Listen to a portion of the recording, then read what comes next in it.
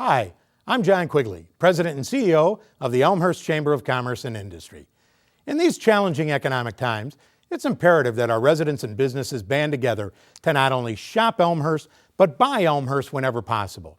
We have great stores in our city center, Spring Road, Butterfield Road, York and Villette Streets, St. Charles and Route 83, North Avenue and Lake Street, along North York and even Grand Avenue. I ask for your help. Let's keep our tax dollars in Elmhurst.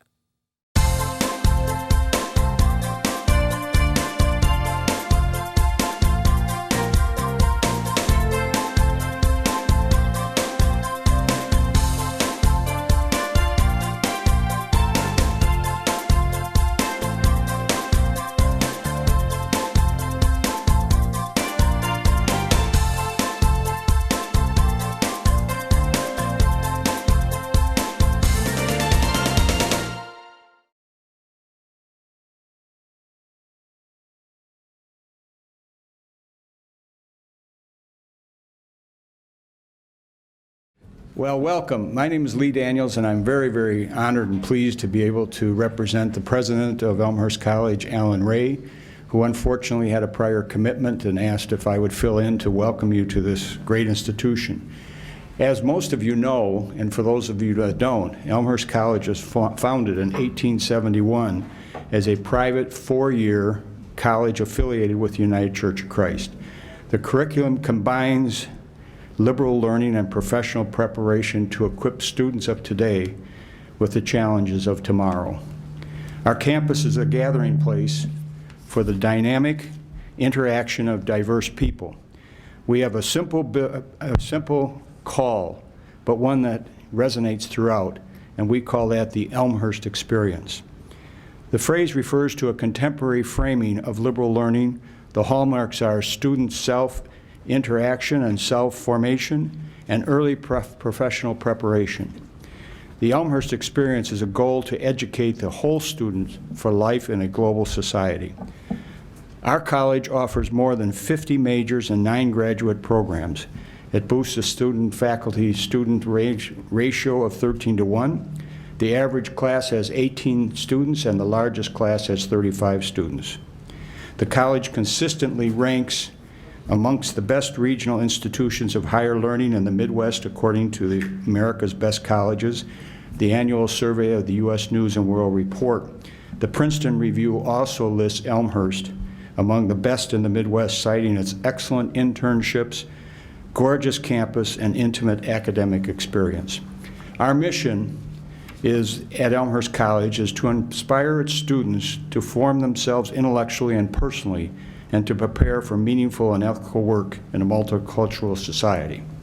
Working together with passion and commitment, we foster learning, broaden knowledge, and enrich culture through innovation, scholarship, and clinical experience. And we welcome you to our college. And of course, we want to say happy birthday, Abraham Lincoln. Today is his 203rd birthday. All who appear today seek to retain or be elected to a higher office in our governmental structure. Today we need strong and decisive leaders who are possessed with the rare combination of skills to help resolve some of the toughest problems that we have in modern times. Some of these skills include, but are not limited to, honesty and integrity, which are essential to success, the courage to handle unjust criticism and not be deterred from your goals while maintaining a strong hand for the correct course of action, listening to your constituents and those that need your assistance, setting goals and focusing on results, and talk of vision and to reaffirm it by action.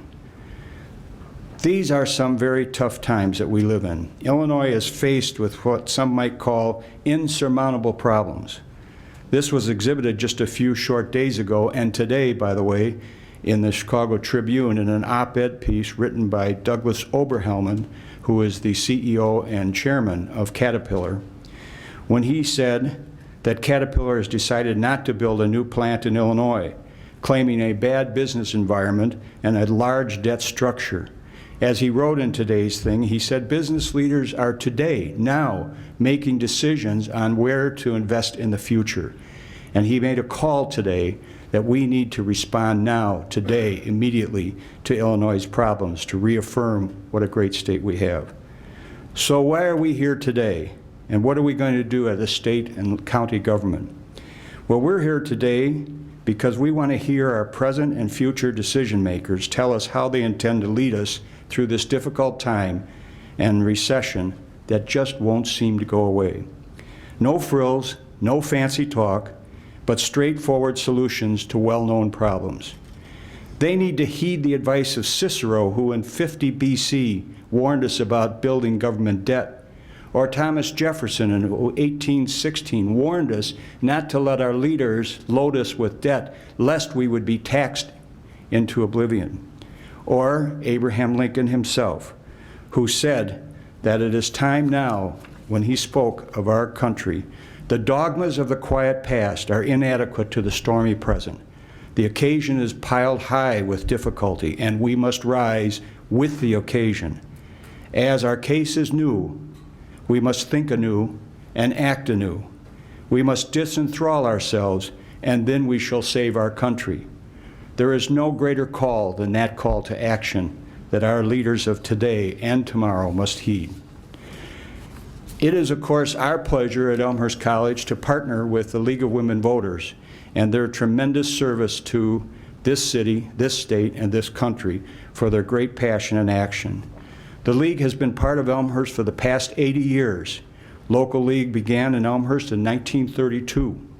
The mission of the League of Women Voters is to work to enrich the civic life and political discourse of our community, and, of course, to educate our citizens about public policy in monthly public programs, encouraging greater civic participation through voter registration efforts, and conducting candidates forums such as the one we're here today. It is a nonpartisan political organization, as we all know. Locally, the League has a rich history of which it can be very proud of. For instance, it was instrumental in the study that brought the city manager form of government to the city of Elmhurst.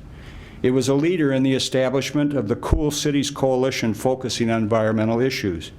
And it conducted mock elections at local high schools in the belief that young voters can become lifetime voters.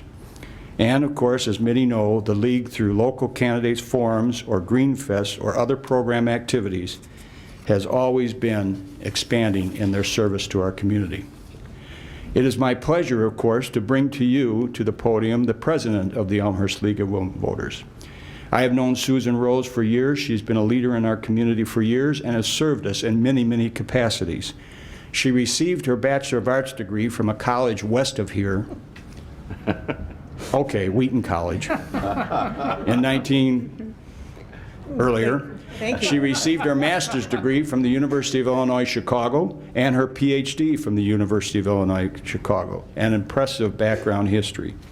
She is employed today as an associate professor at the University of Wisconsin-Milwaukee and has been a visiting professor at the University of Illinois, Chicago. Her civic engagement is long and strong, of one many that know her and all of Elmhurst is very proud of. Current president of the Elmhurst League of Women Voters, former alderman in the city of Elmhurst, member of the Symphony Board, member of Elmhurst Hospital Neighborhood Advisory Committee, and member of the Board of Directors of the Metropolitan Family Services DuPage, to name a few. Ladies and gentlemen, it's my pleasure to introduce to you, for carrying on with the program, Susan Rose, Chairman.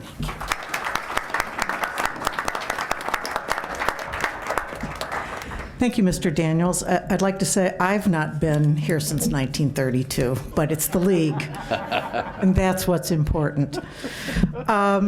Good afternoon and welcome to the 2012 Candidate Forum sponsored by the League of Women Voters of Elmhurst. I would like to thank our hosts for this event. I'd like to thank Elmhurst College, in particular the work of Peggy Stanko, Heather Winter, Desiree Chen, and Peggy Cheddar for their part in the planning of this event. I'd also like to acknowledge that we're pleased to have the president of the League of Women Voters of Illinois in attendance, Ms. Jan Dorner. We're very proud.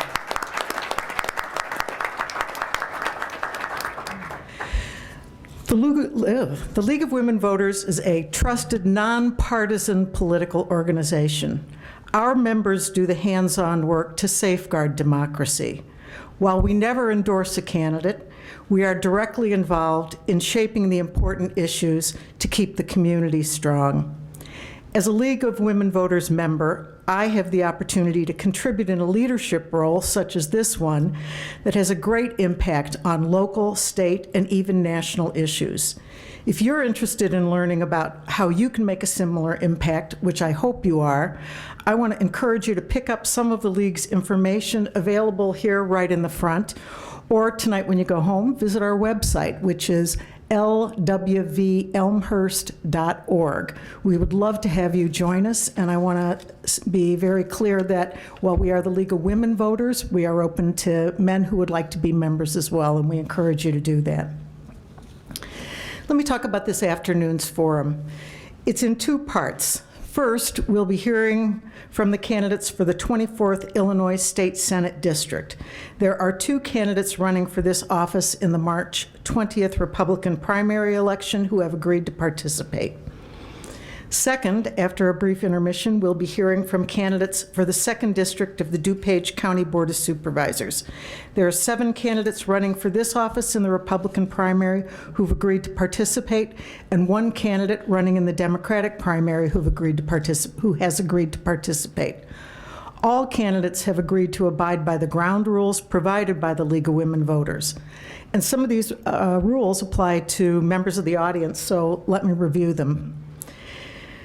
The candidates first have drawn lots to determine the order in which they will give opening statements. They will then alternate the order of speaking. The candidates will each be allowed 2 minutes to give an opening statement, 1 minute to respond to the questions, and 2 minutes for a closing statement. Since we have both of them, we do not have any candidates who will give a 2-minute statement at this portion, but in the next portion. Members of the League will act as timers, using countdown cards quite visible to the candidates and to the moderators. I urge the candidates to take a look at them, as time limits will be strictly enforced. Candidates, please notice these times. I know it's difficult to keep your comments to the time allotted, but I would ask you to do so. When you see the stop sign, you may finish your sentence, but you must do so quickly, avoiding lengthy compound statements. And. After candidates have responded to questions from the League, questions will be posed by our guest panelist, who composed of representatives from the community who will be introducing themselves shortly. We're very honored to have this group with us. The audience will then have an opportunity to pose questions, and only written questions will be used. Members of the League have index cards will be circulating around. We have at least 4 very wonderful volunteers who are helping us today, and they will pass these cards around on which you may write your question. Any question you write should be addressed to all candidates. It's unlikely there will be time to answer all of these questions, so we will sort through them and try to really use questions that we think have topics of the greatest interest to everyone. One last thing, I'm going to ask the audience, they're requested to turn off all cell phones and pagers. It's usually at this time everyone's digging deep in their purse or their pockets. We would please ask you to do that. Candidates also have agreed that no voice, no image, or no other duplication of the form may be used by a candidate or a candidate's representative or their campaign in any campaign advertising. However, tables are provided for candidates' literature in the back, and if you would like literature, we urge you to look for that. To maintain a nonpartisan atmosphere, we ask that all candidates and audience members not wear political clothing, although I'm not sure what that is. A suit, perhaps. Not wear political clothing, paraphernalia, or buttons in the meeting room. Please withhold your applause until the moderator has announced that the panel has concluded its participation. Now, the first portion of this forum will be moderated by Ms. Lori Miller. Lori Miller is past president and active member of the Wheaton League of Women Voters and assisted as a state issues specialist for the Illinois League. She's been a deputy voter registrar for 17 years, coordinating numerous voter registration drives at community events and the DuPage County High Schools, engaging citizens to become registered and educated on the issues, and to get involved in their local and state governments. Lori coordinated 4 area high schools for the past Illinois mock student elections, which is something the League conducts, and made possible through a partnership with the McCormick Foundation and the Illinois League. She's been a moderator for many congressional, state, and local political forums. Lori is a full-time self-employed wealth manager, investment advisor, and certified financial practitioner with LPL Financial, and she has 2 teenage sons and makes her home in Wheaton, Illinois. Lori, can you please come up? Thank you.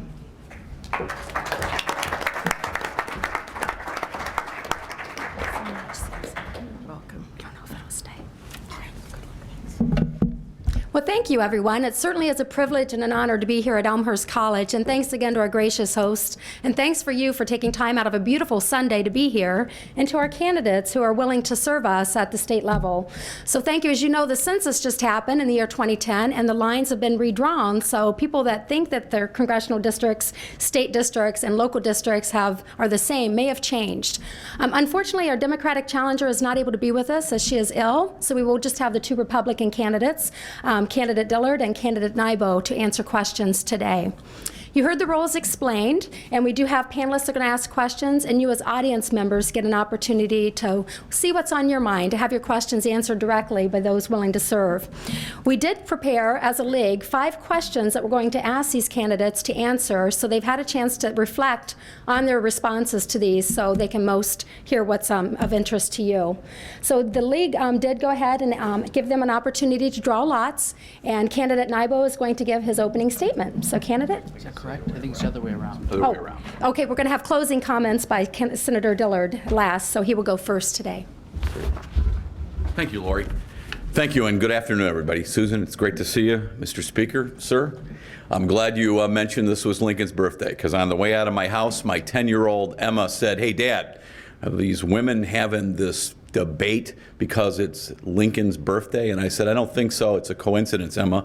But every day is Abraham Lincoln's birthday in our house." My wife is the great-great-granddaughter of the governor of Illinois, who nominated Lincoln for the presidency and coined the term the rail splitter, and was the eulogizer for an hour and 10 minutes at his funeral. So it is fitting that it is Lincoln's birthday today. I want to thank you. I'm familiar with the League. I was part of the Senate Republican caucus that sponsored the League of Women Voters statewide fair map proposal this year with redistricting. Otherwise, Mr. Nybo and I might not be here at this forum today if we had the League's way of redistricting the state. I want to say, who am I? I'm Senator Kirk Dillard, the former Chief of Staff to Governor Jim Edgar. I'm proud to say that Jim Ryan from here in Elmhurst is the chairman of my campaign.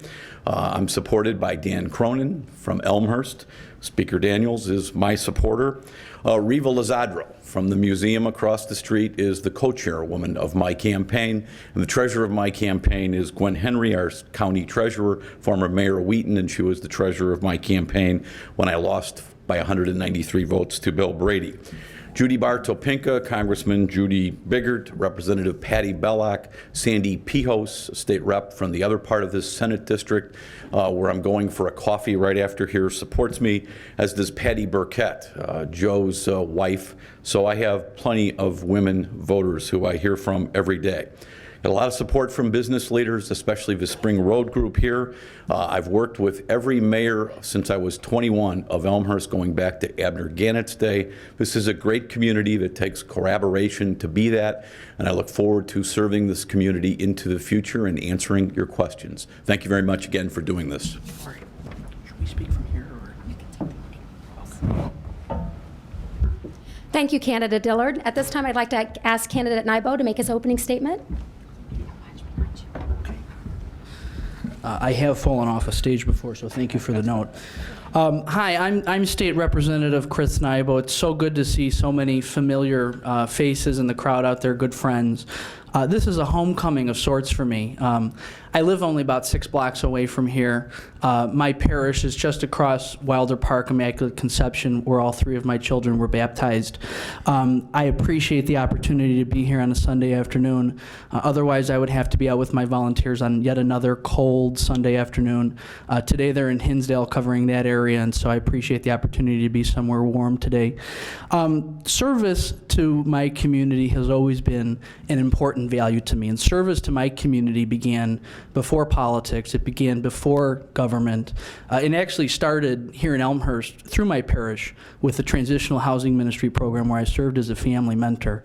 Service is an important value to me. It's been an honor to represent the people of Elmhurst and Lombard and Oak Brook and Hinsdale and Westmont as their state representative. Let me tell you, redistricting, it happens, and it's very confusing. And I think most people, I think you hit the nail on the head. They don't know which district they're in or who's trying to be their representative. Well, let me tell you, I would prefer not to have to run against Senator Dillard, but the only other option was to run against another good Republican colleague in the House. What I'm doing is I'm trying to represent the people who I have the good fortune to represent already. I'm trying to represent as many constituents as I can. Lombard is a wonderful community, just as Elmhurst is, and the only way to continue to represent Elmhurst and Lombard and Oak Brook and so many other wonderful communities that I've gotten to know, like Glen Ellen or Westmont or Hinsdale, is to run for this state Senate district. It would be my honor to earn your support. Many of you know me already, and to those of you who don't, I'll be knocking at your door very soon, and I look forward to trying to earn your support. Thank you.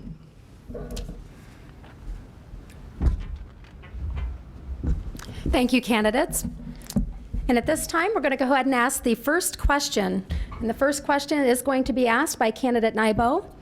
The public is very frustrated by the abundance of money influencing political decisions. What can you do as a legislator to change this? Well, I appreciate the question. I agree with the sentiment. I think candidates and campaigns are too dictated by money. I think there's two things that they can do. First of all, I think they can do what I've always done as a candidate, which is to voluntarily abide by very reasonable campaign restrictions. When I ran 2 years ago, at the same time that Senator Dillard was running for governor, I voluntarily abided by campaign restrictions that were going to become law at a later point in time. I subjected myself to that because I think legislators and candidates need to lead by example on this issue. I think there's another thing that we can do. I think we need to make it very clear that our votes and our decision making is not dictated by who gives us money. And I think no one demonstrated that more capably than I did on the final day of May session when I voted against some significant contributors to my campaign to stand up for strong workers' compensation reform. I'd be happy to talk with anybody about the vote, but it's a bill that's going to help us keep and create jobs here in Illinois, and that's what we need to do, notwithstanding the fact that my contributors disagreed with the vote. Thank you, candidate Nybo. Candidate Dillard? Thank you. I was the sponsor of the first campaign finance changes in this state in more than 25 years to be enacted into law, working with the late Senator Paul Simon and Cynthia Canary from the Campaign for Political Reform. It's the law that put every disclosure online on real time at $150 or more. I believe in limiting the legislative leader's ability to transfer gigantic amounts of money to rank and file legislators. I voted for the current campaign limits. There's now a $5,000 individual limit in the state of Illinois. And importantly, I believe in leading by example. Chris mentioned that I had run for governor. When I ran for governor, I said if elected, I would shut down my campaign fund because a governor of this state or a legislative leader needs to spend all their time governing, not fundraising. Thank you, candidates. The second question, and candidate Dillard will answer first. Illinois has the most taxing bodies of all states in the union. What can you do to foster efficient, cost-effective, and responsive government? Well, with respect to how many taxing bodies we have, only Texas has more, and they're obviously a larger state. I've proposed that we have something similar to the federal government called the BRAC Commission, where we have an ability to actually shut down some of these mosquito abatement districts. You name it, we have it. I was Jim Edgar's chief of staff. We downsized state government by thousands of state employees, took $1 billion deficit in a recession, left $1.5 billion in the state treasury. all without an income tax increase. But importantly, it's about priorities. During that time, we doubled the rate of inflation for new money for public schools. We tripled funding with Speaker Daniels' help. We tripled funding for programs for children. We led the nation in adoption and foster care. So it's about priorities, it's about tough decision making and an ability to tell people no, probably starting with Speaker Madigan from Chicago. Thank you. Candidate Nybo? Thank you for the question. My good friend Susan Rose and so many of my former colleagues from the Elmhurst City Council know this better than anybody. Most of you in the live or the viewing audience may recognize and remember my service on the Elmhurst City Council. Local officials are accountable to the local communities that they represent. When you're in the grocery store or you're at Mass or you're going to the soccer game, people are telling you whether they agree with what you're doing or what you should be doing better. When you're at the state government or some of these arcane or obscure government agencies, that's not the case. I think what we need to do is try to make sure that these bodies are accountable to taxpayers, accountable to voters. What I've been doing recently is I've been working on another obscure arcane agency, the Flag Creek Sanitary District. But just ask people down in Oak Brook what they think about this body that's governed by a group of people that are actually appointed by legislators. Believe it or not, we actually have the ability to appoint members to an obscure sanitary district. Why should legislators be doing that? We need to make sure that these boards are accountable to the people they serve. Thank you. The next question will be answered first by Candidate Nybo. What should the role of the state be in the functions and delivery of mental health and disability services, and how would you get us there? Well, thank you, Lori. This is an issue that's actually very near and dear to my heart. I'm a longtime volunteer and supporter of the Ray Graham Association for People with Disabilities. I'm now a board member, and I know firsthand that the way that our state delivers care to those with disabilities can be very much improved. Right now, our state relies primarily on institutionalization to provide this care at a cost of upwards of $200,000. I think we need to do as much as possible to shift that care to a community care setting, which is much more cost effective and efficient in delivering that care. Now, we can't do it in every situation, but I think it is the route that we need to move in. I think the state is starting to move in that direction. We're encountering oppositions from the typical culprits when we try to enact bold reforms out there, from the public employees unions, from those towns that have these facilities in them. I think we need bold action in this state. Our state is a mess. I think we need to explore every avenue to improve the way government provides services, and this is an area where there is an opportunity to improve the delivery of services. Thank you, Candidate. Candidate Dillard? I take my lead on developmental disability issues and mental health issues from two people, my office mate, Representative Patty Bellock, and Speaker Lee Daniels. I was here this summer off of St. Charles Road for the opening of Knepfer House, where we have a residential facility with young women in there who actually work and are in a community setting. We will always have large institutional settings and for those who have developmental disabilities, but we need to go to a community-based setting, provides more humane and better care, can save up to $100,000 per resident on a case basis.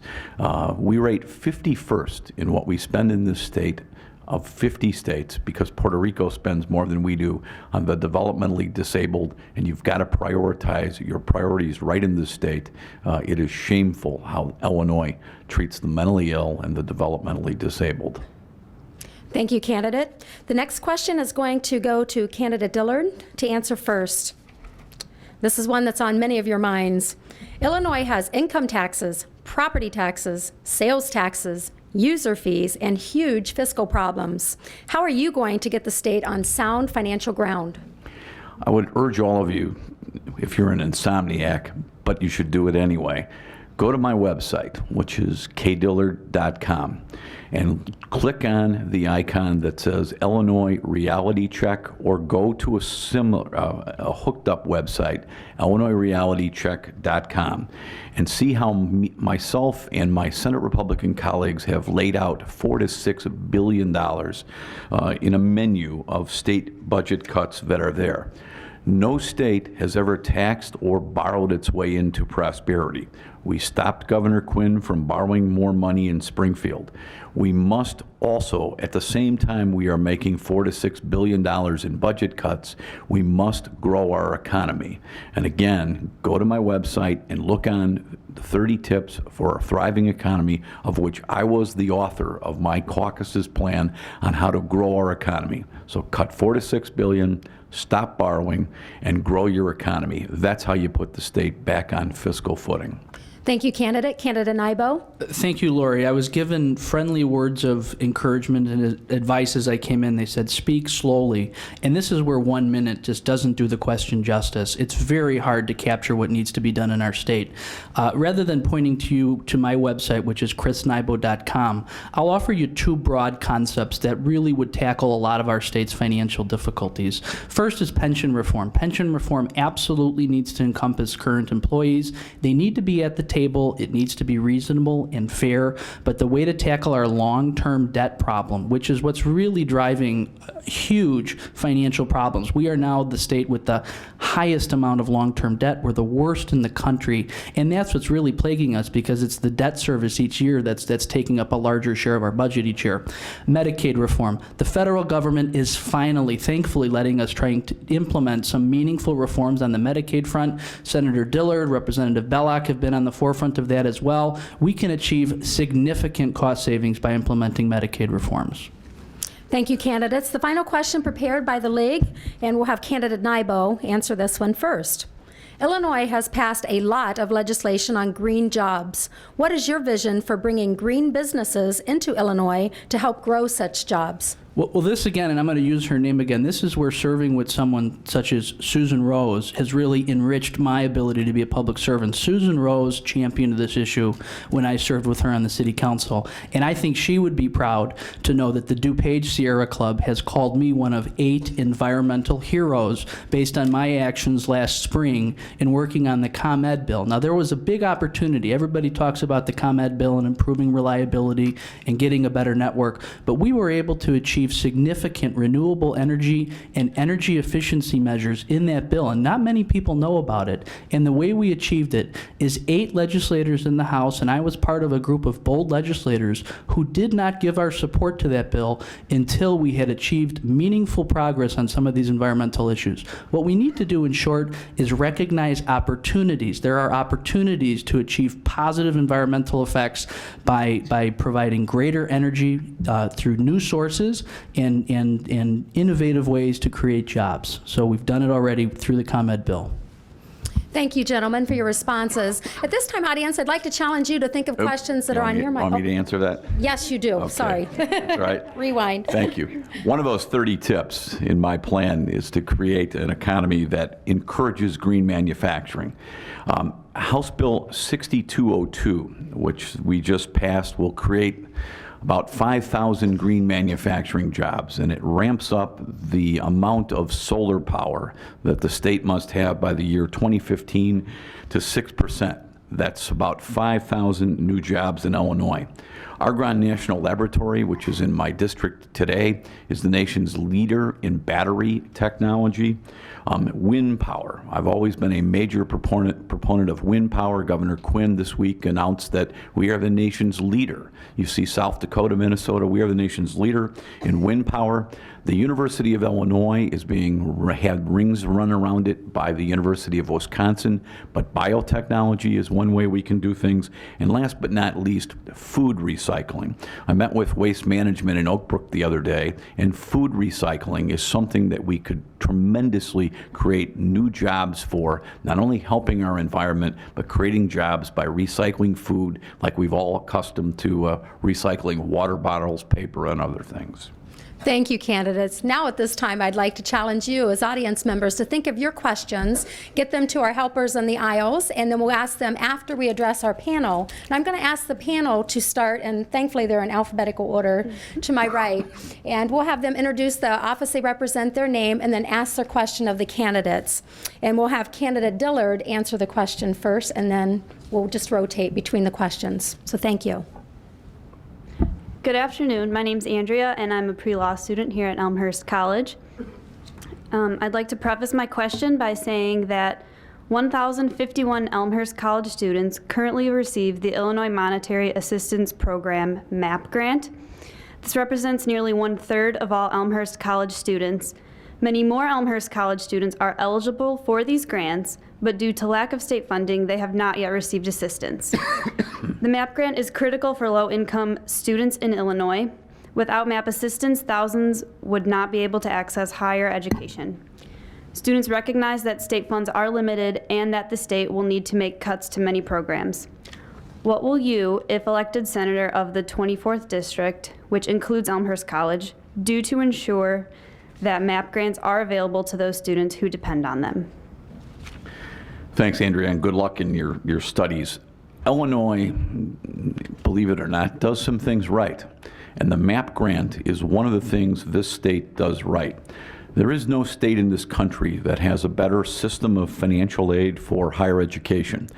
Governor Quinn tried to cut the MAP grant program about a year ago, and even on a bipartisan basis, the legislature stood up and said no.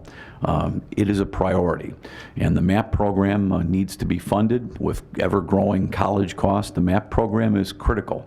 I stay very active. For 6 years, I was the president of my alma mater, Western Illinois University's Alumni Association, and I stay very, very active with DePaul University today. The MAP grant is the lifeblood of places like Elmhurst College and DePaul University, and for me, it's an absolute top priority of state government, and it's an example of something the state of Illinois does better than any other state in the union, and the MAP grant is crucial. Thank you, candidate. Candidate Nybo? Well, I agree. The MAP grant program is essential. And here's a situation where we're going to have to figure out what's going to give to support this program. And here's an illustration where this abused, controversial legislative scholarship program, where legislators get to hand out scholarships to 8 people that they designate each year. We can save $8 million, and we can redirect that money towards shoring up our MAP grant funding by eliminating the program in its entirety. Now, this has become the political current. A lot of people who have given these scholarships out for years are deciding all of a sudden that they're not going to do it. I've never given out these scholarships. I never will give out these scholarships. I think the role of legislators is to vote and decide policy. Our role is not to appoint people to sanitary districts. Our role is not to give out scholarships. And so if we want to support the MAP grant program, I think I can give you $8 million right now by getting rid of this abused, controversial program that we have no business as a state or as a legislator participating in. Thank you, candidates. Panelist Jane will introduce herself and ask her next question, and candidate Nybo will go first. Hi, my name is Jane Leonardo, and I'm a small business owner here in Elmhurst. And my question is, what efforts do you think should be in place at the state level to help small business owners grow their business, especially in the areas of regulation and taxation?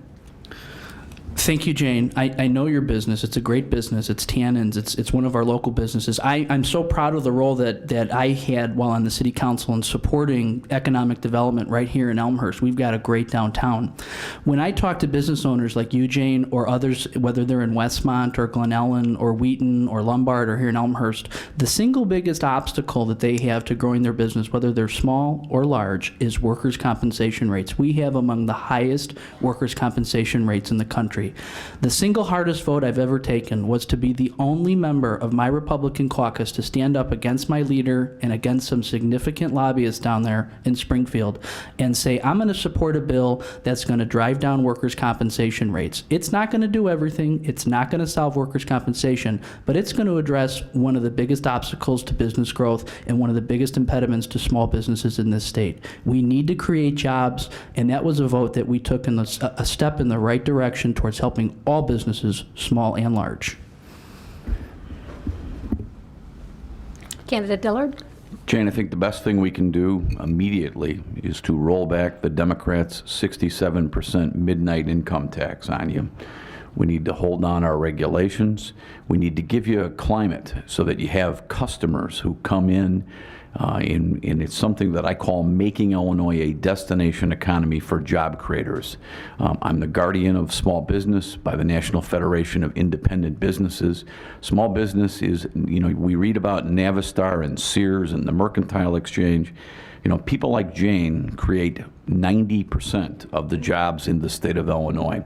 So it's lower taxes, it's less regulation, it's putting our citizens to work so that you have customers who come into your small businesses to procure your services. And then last but not least, it's providing fiscal stability and stability from corruption so that you have a state that has a reputation nationally again of being a great industrial state where people want to live and raise their families.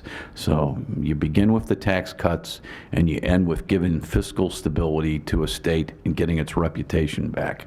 Thank you, candidates. Now, candidate Laura will ask her question and introduce herself. Hi, my name is Laura Maniola. I'm here representing the Elmhurst PTA Council. And since, I'll just take 1 minute, since we're talking about Lincoln's birthday, I was also the PTA president at Lincoln School here in Elmhurst last year. Just drop that in. My question is this. While the state legislature is to be commended for the many well-meaning educational mandates that they have passed, many of these mandates are unfunded. Covering the costs of these is, among other things, stretching the district budgets to the breaking point.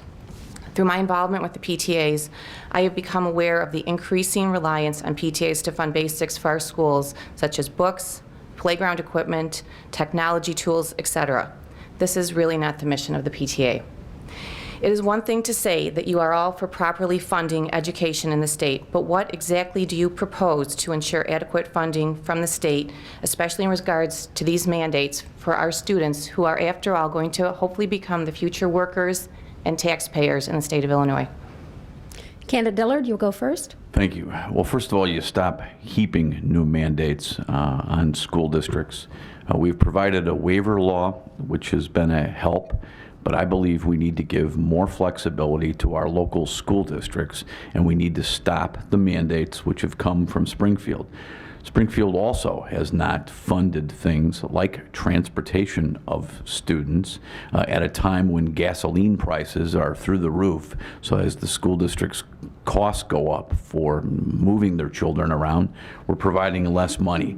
It's about priorities. The state needs to cut $4 to $6 billion. We need to cut several billion in Medicaid. I mean, today, Laura, we spend more on Medicaid in Springfield than we do on education. That's just wrong. My priority is education, and you fund it by growing your economy and cutting back on the kinds of welfare expansions that have come about in the last 8 years by the total Chicago machine of Springfield. Thank you, Candidate Nybo. Laura, thank you for the question. Funding for our schools absolutely needs to be a priority. And when we say funding for our schools, that is funding that needs to get in the classroom. So a couple things that we can do. First of all of Springfield needs to have the status quo shooken up. I mean, whether it's pension reform or solving our budget issues or getting our job situation back on track, we need people who are going to go down there and shake up the status quo and change the status quo in Springfield. And I think in education funding, that's an example. So for example, we've got the Illinois State Board of Education, a big bureaucracy. I think we need to focus on reducing that bureaucracy. Regional superintendents of education serve an important function. Do they really need to be an independent elected office themselves? I think we need to question whether they need, in terms of narrowing the scope of government, reducing different governmental bodies, perhaps we could more efficiently administer that service. Pension reform, again, so many school districts are plagued by the cost of meeting their pension funding obligations. True pension reform would relieve the burden on school districts and allow more dollars to get into the classrooms. Thank you, candidates. I'd like to ask guest panelist Jim to introduce himself and ask his question. And Candidate Nybo, you will go first. Okay. Hello, I'm Jim O'Malley. I taught Triton College for 36 and a half years and South Suburban College. And I'm married to Cindy O'Malley, who's a teacher in Elmhurst and in Hinsdale. She was part of the TRS system, the teacher retirement system, which is the suburbs in southern Illinois, and a member of IMRF, which is the Illinois Municipal Workers. At Triton, I was part of the state university retirement system, which covers all the community college teachers in the state and all the university professors. Not one public school teacher from kindergarten through college in the state of Illinois is eligible for Social Security pension for their work in teaching. Instead, these same teachers pay between 8 and 10% of their salary for a public state pension.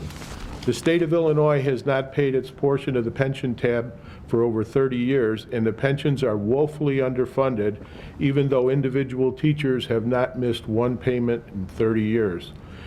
All Illinois public employees have been promised by their respective pension systems that according to the Illinois state constitution, their earned pension benefits are a contractual right which, and I quote, cannot be diminished or impaired. If you are elected, how will you uphold the Illinois state constitution to protect teachers' rights to collect their earned pensions? Thank you. Jim, your question is probably the million-dollar question that the state of Illinois needs to face now. I mean, we should have addressed this a decade ago, which is why, from my perspective, anybody who's been down in Springfield and hasn't had this as their top priority, I think we need to reconsider whether they're truly serving the state of Illinois, because this is becoming my top priority. Jim, you're a retiree, and so you probably will not face this, but at some point, the pension systems will run out of money, and because the state is not a guarantor, there's going to, I don't know who's going to be left holding the bag on this. We absolutely need to reform pensions. Teachers, anybody who's a participant in the system needs to be a part of the discussion, the solution.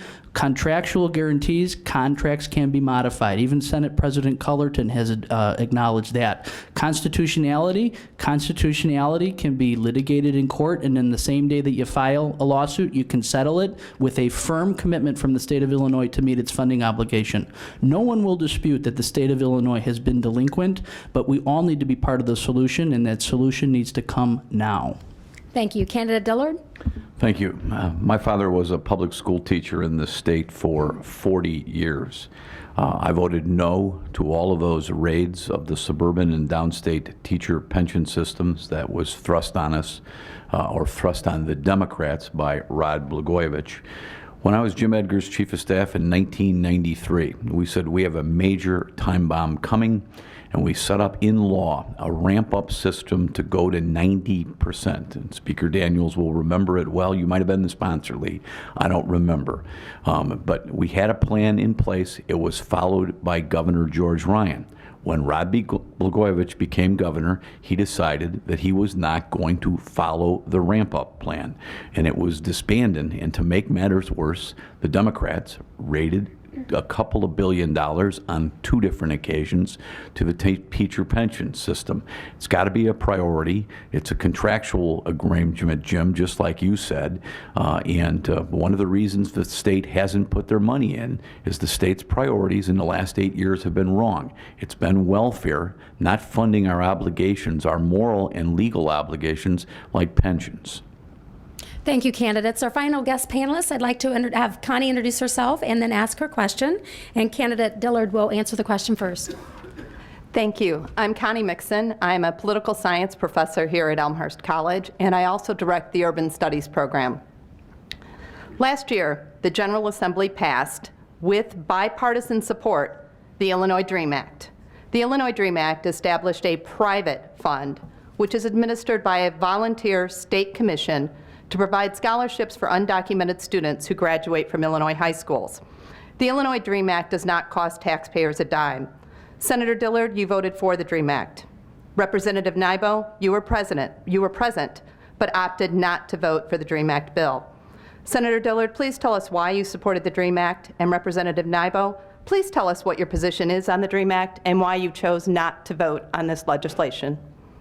First of all, don't confuse the Illinois DREAM Act with what you read about federally. They're completely different things, although they have similar titles. I voted for it, Professor, because there's not a dime of public money in this system. It also requires the parents to show and prove that they pay income taxes or pay taxes. So you have to prove that you're paying taxes, and I believe that's a good way to drive non-documented aliens to show and prove they're paying taxes. These are children we're talking about, and I live in the real world. These children are not going to go back to wherever their parents immigrated from, so they're going to be here in the United States. students, and I want them educated. I want them to get a degree from Elmhurst College. I want them to become doctors at Elmhurst Hospital. I don't want them to have unmeaningful jobs looking into their future. So I want these folks to be educated. It's all private money, and it's the children, and it required taxpayer or tax payment verification. And some of the most conservative members of the Senate Republican caucus all voted for the DREAM Act. Thank you. Candidate Nybo? Yes, thank you, Connie, for the fair question. I appreciate it. You know, they have this habit in Springfield. They have a lot of bad habits. One of them is passing bad policy. Another is raising taxes. Another is neglecting important decisions. Another is that when you're not on the floor, you have a meeting with an important person, that they actually vote your switch. I will not be a party to that. I do not agree with people voting my switch on important decision making. I had a meeting with the governor scheduled at 3 o'clock on May 30th, Connie. I keep my meetings. When the governor calls you right before session adjourns, I'm going to make that meeting. Gaming was called right before the DREAM Act was called, for that matter, and I did not want anybody voting my switch on something as important as gaming. And while I was sitting telling the governor that I oppose gaming, but that I would support workers' compensation, but that I opposed the DREAM Act, the bill was called and voted on. I don't control the schedule down there, Connie. Speaker Madigan does. I wouldn't purport to know when he's going to call the bills and why. I oppose the bill. We just talked about MAP grants. Why aren't we supporting our students who are here legally? They're citizens. I think our focus should be on U.S. citizens and supporting their educational efforts and not those of illegal aliens. Thank you, candidates. I'd like to invite candidate Nybo to make his closing comments. And you can either come to the podium or stay seated. Well, I'll stay seated. Thank you, Lori. And this is not really a closing comment. This is a stay tuned comment, because I do look forward to meeting as many of you as I can over the remaining weeks of the campaign. Listen, I think the question is simple. Are you happy with how the state of Illinois has been for you? I mean, we've all seen the direction where our state has gone. It's an embarrassment. I think we need leaders who are willing to stand up and change the status quo down there. Did I take a vote against my leader, Senator Dillard? You're absolutely right, I did, because that's the kind of people that we need in Springfield, who are going to stand up for us and say, enough with the madness. I tell you what, 1 minute is not enough to really close. I encourage anybody who wants to talk about our campaign, give me a call, 630-941-9228. I answer all my messages. I return all my phone calls. Send me an email. You can get my email address at chrisnybo.com. That email address, chris@chrisnybo.com, that comes to me. I answer all those emails myself. I've always been responsive, and it's always been an honor to represent you, whether it's at the City of Elmhurst or in the Illinois General Assembly. I look forward to earning your support. Thank you. Candidate Dillard? Thank you all for coming out on this cold but sunny afternoon. I want to point out I've never voted for a general tax increase in my time in Springfield, and I get it. The number one priority is to make this state work again and make us a destination economy for job creators. I'm very proud of my record. West Suburban Living magazine's readers voted me multiple times the local politician with the most integrity. The Daily Herald said that, quote, I'm one of the most qualified individuals for a job of lawmaker, and importantly, I'm thoughtful and reasonable. And the Doings newspapers says that I have, in my district office, we've earned high marks for our responsiveness and effectiveness. So I'm running again to make this state work, and I appreciate you all being here, and I will look forward to hanging around and asking any or listening to any questions or comments you have for me. Thank you very much. And thank you. Audience, at this time, it's appropriate to join me in a round of applause for our candidates.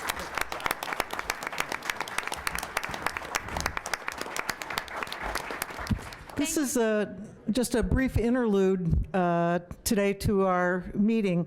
In addition to the candidates who are going to be on the ballot, on March 20th, there is a referendum. And I want to call your attention to that, and I want to give you some information about that. We will not be taking any questions on this today. This is really my just giving you some information, but I also want to call your attention to the fact that there is a small brochure out on the front desk around this particular referendum item, and it has on it the websites of several places where you can get more information about that.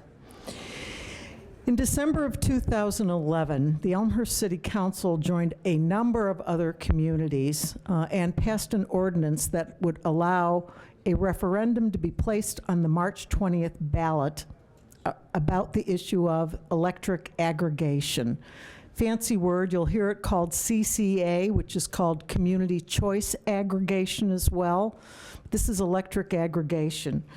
I'm going to read you the referendum, and then I'll try to explain a little bit about what it is. But before I do that, I want to make sure that you understand the League of Women Voters has not taken a position on this referendum at all. Our position is we believe everyone should have as much education around any issue on which they have to vote before they get in that ballot box. So our job is to give you information, not to advocate and tell you whether you should vote for it or against it. I'm sure there's many that would be willing to tell you that. Our job is to just give you information about it. What I first want to do is read to you what the referendum says. I think that's what's important. And it will say this: shall the City of Elmhurst have the authority to arrange for the supply of electricity for its residential and small commercial retail customers who have not opted out of such a program? Seems like a simple statement. I think it's complex in many ways. The first thing you need to understand is, what is electric aggregation? Electric aggregation has been made possible by state law recently that really allows local communities to aggregate, what does that mean, or to bundle, to put together residential and small commercial users of electricity, their accounts, and go out on the open market and bid for electricity themselves at different prices. What it does, it does not mean that the city is going to provide electricity. It does not mean that Commonwealth Ed is completely out of the picture. It is simply a way to allow communities to bundle small users together to do that. But I want to make sure you understand that the referendum question is not whether the city should do that or not. That is not what this referendum question is about. If this referendum passes, the city actually will be holding 2 public hearings to talk about a plan for developing this. They will only utilize energy suppliers who are certified to do that. And while the city will be going out for bid for, quote, cheaper electricity, the city is not obligated in any way, shape, or form to accept any bid that does not include lower electricity rates. So just because they're going out into the open market does not mean that they get a bid and they have to accept it. They have choice about that. Likewise, any residential customer or small business customer is not obligated to participate in this. If the city chooses to do this, you are not obligated to do that. You can, quote, opt out, and that's the essence of this referendum. You can say, I don't wish to be a part of that. So if the referendum passes, you can say, I like things just the way they are, and I do not wish to go out. I don't want to be a part of this. What does it mean to opt out? It just means that you don't want to participate in the program. You'll be given an opportunity to understand how, when, why you do not want to participate in this program. But if the referendum does not pass, because the referendum is not about should the city go out and try to engage in electric aggregation, it is about the method of doing that. So if this does not pass, the city can still go ahead and say, we intend to go out to the open market and try to purchase electricity for a cheaper rate. But if this referendum does not pass, whereas before, everyone was in it, and you had to say, no, I don't want to be in it. If the referendum doesn't pass, the city will have to come to you and say, do you wish to be in it? You will have to choose to opt into the program. That's really what you are voting on March 20th, is how you might do that. Why would the city choose to do this? And why would 154 other communities in Illinois right now will have the same referendum on their ballot on March 20th? The reason they're choosing to do this is because of the likelihood of cheaper electricity, that the electric rates being brought into, the electricity being brought into your home will be less expensive. That's the bottom line. There's a lot of discussion about, will it be this or that, will it provide this kind of energy, or the issue is, the reason any community would choose to do this right now is so that they can perhaps offer cheaper electricity. So it raises the question, is there a guarantee? If this referendum passes, does that mean your electric bills are going to be cheaper? It is the experience of some communities, Oak Park in particular, indicates that they're probably the first community in Illinois who has developed some experience along this line, that their rates will be 2 cents lower than what people are currently charged by Commonwealth Edison per kilowatt hour. So there will be an economic savings, Oak Park says. However, there's never any guarantee of that, but that is the primary purpose most communities are doing this. The other question people have is, am I going to notice something different in my services? Am I going to get like an off-brand? You know, a lot of people are concerned about generic medications versus standard medications. You know, I like, you know, my standard aspirin. I don't want the generic aspirin. So am I going to be getting low-grade electricity? Am I going to get electricity that's not as good as ComEd? You will be getting, the electricity is exactly the same. That is our understanding of this. There will be no difference in the service that is received as well. This electricity will continue to use Commonwealth Edison's infrastructure. You will continue to receive, this is kind of an odd thing people don't understand, you'll continue to receive a bill from Commonwealth Edison. You can continue to pay it online. You can continue to opt for, Commonwealth Edison has a 12-month kind of budget plan that you can go on. None of that will change. In fact, as an end user, it is likely you will see no difference in this. The big question, of course, people have about this is if my power goes out, and we've all seen that. I myself lost hundreds of dollars in refrigerator contents last summer, and many of you lost much, much more than that. So if your electricity goes out, are you going to need to call this some other provider? We all have concerns about calling ComEd to begin with. You know, how do you get to talk to a person at ComEd? How do you get them to answer your phone calls? I know many of you are frustrated about that. So now if we go to electric aggregation, is it going to be even worse? Are you going to be with some off-brand group that isn't going to care, or they're not going to care because it's not Commonwealth Edison? This is our preferred customers, but you guys are the oddball, so even though we say we'll get to you second. By law, okay, Commonwealth Edison will continue to be responsible for ensuring that electricity flows through the distribution network. Aggregation, as far as we know, would not change how Commonwealth Edison responds to outages. They remain responsible, and again, I want to emphasize by law, for maintaining the infrastructure and for responding to power outages and for billing, and will continue to do so despite who provides the electricity. So is Elmhurst just an oddball in this? Are we kind of way out on the fringe here and saying, you know, let's go for something cheaper? We all have innate beliefs. Cheaper means maybe it's not so good. Maybe we're getting less quality. If we pay less for it, it's kind of ingrained, I think, in our DNA. If you pay more for it, it's worth more. May or may not be true. We know that 154 communities in Illinois will have this referendum on the ballot, and 20 communities have already passed it. So we are not Elmhurst likes to pride itself on being in the middle of the pack. We like to be a little towards the front, but we love being in the middle. We don't want to be kind of out there too far. We want to let the other guys check out what the dangers are, but we'll be there. We also do not wish to be at the back of the pack.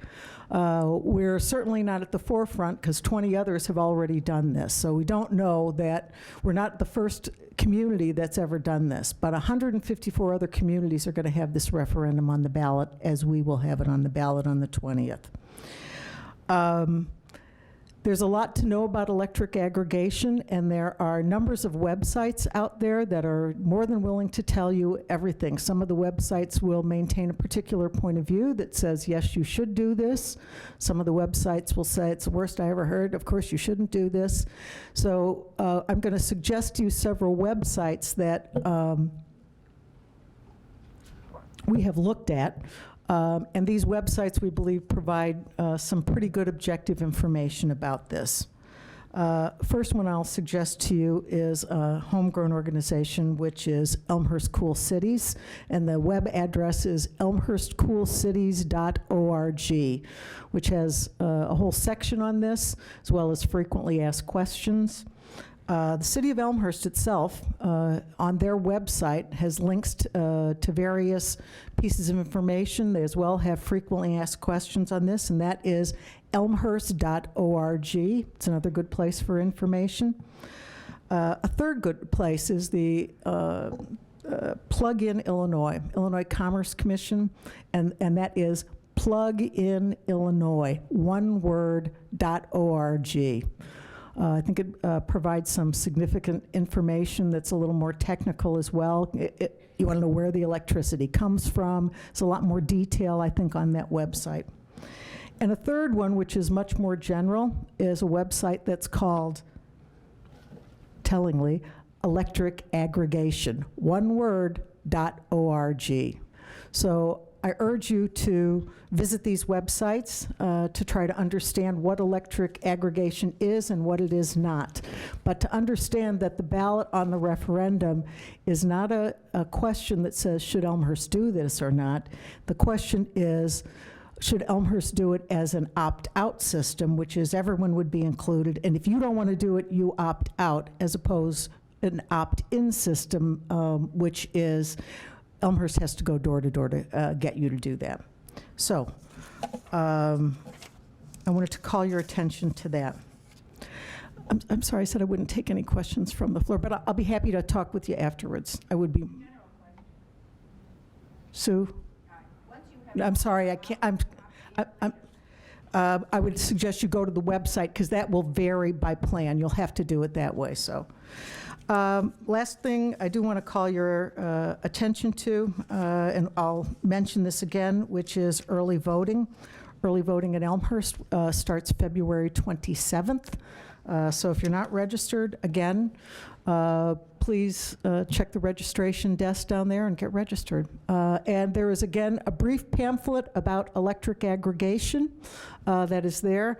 Also, a number of members of our city council are here, so if you want to ask them some questions, plug away and ask them questions. I'm sure they'll be very happy to answer you, so at least give you an idea. Welcome. Thanks to those of you who have stayed and to the newcomers who have come. We now enter the second portion of our candidate forum. I'll probably repeat some things, but hopefully not as much. During the second portion of the forum, we will be hearing from candidates from the 2nd District of the DuPage County Board of Supervisors.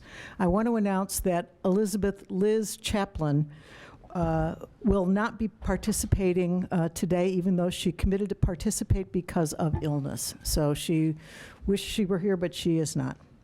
Those candidates who are participating today in alphabetical order are Peter DeCiani, Michael Loftus, Charles Mueller, Sean Noonan, Rafael Rivadeneira, Zachary Wilson, and Elaine Zanis.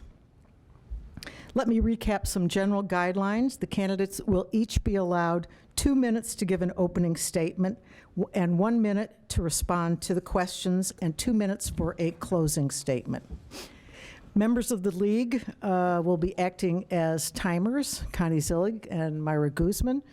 using countdown cards visible to the candidates and to the moderators. So I urge the candidates to please take note of these paddles as they lift them up. They're very obvious because time limits will be enforced. When you see the stop sign, you may finish your sentence, but you must do so quickly, avoiding lengthy compound sentences. After candidates have responded to questions from the league, of which there are 5, the audience will then have the opportunity to pose questions. Passing around, I hope they've started already, or they will quickly. They will be distributing small cards because we do not have another panel. I would ask you to begin to think about the questions that you wish to pose to the candidates here. Only written questions will be used. Members of the league are passing these, are volunteers actually. We have 4 great volunteers. I want to give a shout out to them. They will be new voters very shortly, I hope. Members, they're going to distribute those cards, and any question that you write, you must address it to all of the candidates. Questions posed to specific candidates will not be used. Once again, we request that you turn off all cell phones and pagers. I would ask the candidates, think about that. That's certainly happened before where it rings and you don't know where it is. Please do that. We will then begin. The candidates have chosen, drawn by lots for who makes the beginning opening statements. I have one more request. Unlike Lori Miller, who is very experienced in candidate forums, my confession is this is the first one I've done. So I ask for your indulgence if I make any mistakes and only have one candidate respond to a question and forget the rest of them. So, the first person to start with an opening statement is Mr. Peter DeCiani. Thank you, Susan. My name is Pete DeCiani. I'm the proud mayor of the city of Elmhurst. I'm a lifelong resident of DuPage County. Went to grade school, high school right here at York High School, and actually I'm a proud alum of the school that we're sitting in, Elmhurst College. I received my degree in business management here in 1988. I also met my wife while attending school, and she's actually wife of 17 years, open heart nurse at Loyola. Her name is Rose DeCiani. We have 3 beautiful children, Natalie, Peter, and Brianna, 16, 14, and 8. We've got them at all levels, so all in public schools here in Elmhurst. I have a business background. I started my business actually right out of York High School, out of my parents' garage at age 18 to pay my way through college. And it was a little company called Pete's Print Shop. Well, that company now is a $1 million business, employs over a dozen people right here in DuPage County, and supports a dozen families as well. So I'm proud of the fact that that's my background as far as having the business background, accounting, management, et cetera. I'm also a proud servant, and my biggest feat, I would say, public service-wise, before even being mayor, was the executive director and president of ECAF. I was the director and president for 10 years, 96 to 2006. We helped many families with people with disabilities, children with life-threatening conditions, and that was my first taste of public service. In 2008, I wrote a bill called Brianna's Law. That bill has been copied in over 30 states now to ensure autism, number 1 condition afflicting children.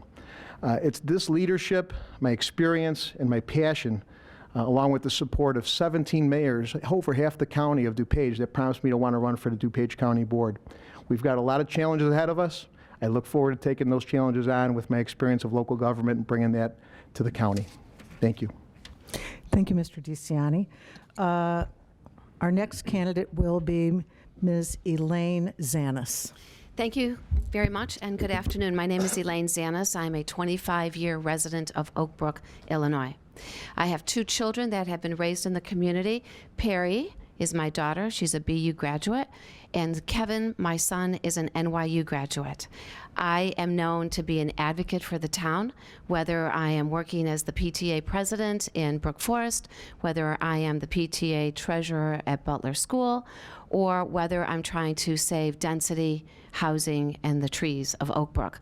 My first run for public office was in 2001, and I took then 4 years off. I created a company called Oakbrook Real Estate, Inc. We are headquartered out of Oakbrook and do most of our work there. And then I ran for office again just a few years ago. I come from a business world. I was raised in the IT industry. I worked in corporate America, Fortune 500 companies. I was fortunate enough to work with companies like Arthur Andersen, Brown & Root, Seyfarth Shaw, Motorola, United Airlines, and FMC, watching them build the Bradley tanks.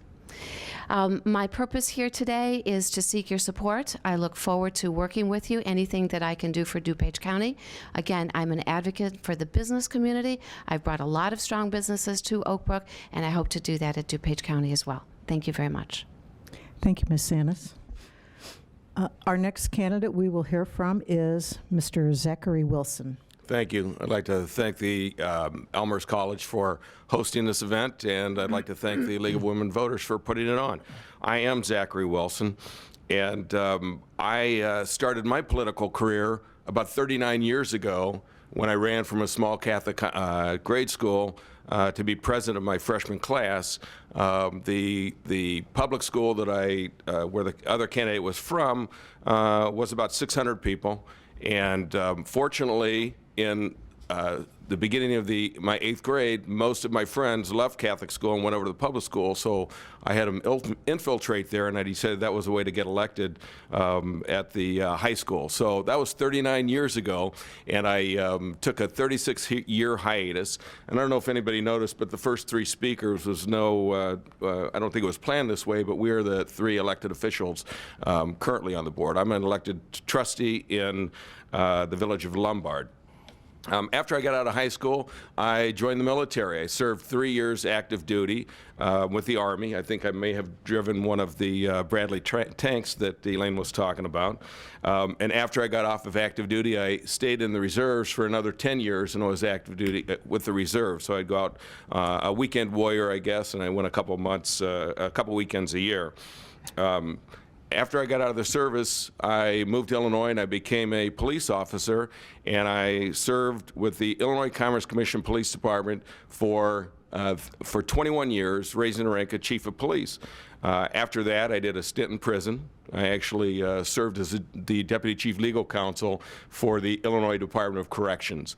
I'm an attorney. I went to law school at Loyola. I did my undergraduate there also, and now I'm a private practicing attorney. I've been married to the same wonderful woman for 25 years. I have 3 beautiful children, Haley 18, Morgan 16, and Cooper 10, and I'm looking for your support in the upcoming election. Thank you. Thank you, Mr. Wilson. And now we'll hear from Mr. Sean Noonan. Thank you, Susan. My name is Sean Timothy Noonan, and I'm a candidate for DuPage County Board, District 2. I have been a resident of DuPage County for 35 years now, and currently a resident of Elmhurst for 12 years. I live in Elmhurst with my beautiful wife, Kristen, and my 3 children, Lauren, Caroline, and Kevin. For those of you that don't know, I'm currently a police officer serving and protecting the community for the village of Bloomingdale. I've been a police officer almost 9 years now. I feel that a career in public service is one of the most honorable professions that a person can undertake. It is my deepest desire to contribute my time and energy to help ensure that DuPage County remains one of the premier counties in the state to live in, work in, visit, and raise a family. Our safe streets, incredible schools, beautiful open spaces, thriving businesses, and retail communities are some of the many reasons why we enjoy such a high quality of life here in DuPage County. I will work extremely hard to ensure that this high quality of life is not diminished as we progress. As a DuPage County Republican, I recognize the importance and need for fiscal responsibility by our governmental leaders. Our taxpayers expect and deserve nothing less. Our residents also expect honest, transparent, and open government. I will strive to make the strong, moral, and ethical decisions that are needed, knowing that the decisions we make may impact our communities for generations to come. Thank you. Thank you, Mr. Noonan. And now we will hear from Mr. Michael Loftus. Thank you, Ms. Rose. Thank you, the League of Women Voters and Elmhurst College, because I come from Lisle. I'm physically the farthest removed candidate from this area, and this is a great opportunity for me to get to know you and hopefully for you to get to know me. I'm a lifelong resident of DuPage County for the last, well, 38 years, I believe, since I came up from the University of Illinois. I met my wife here.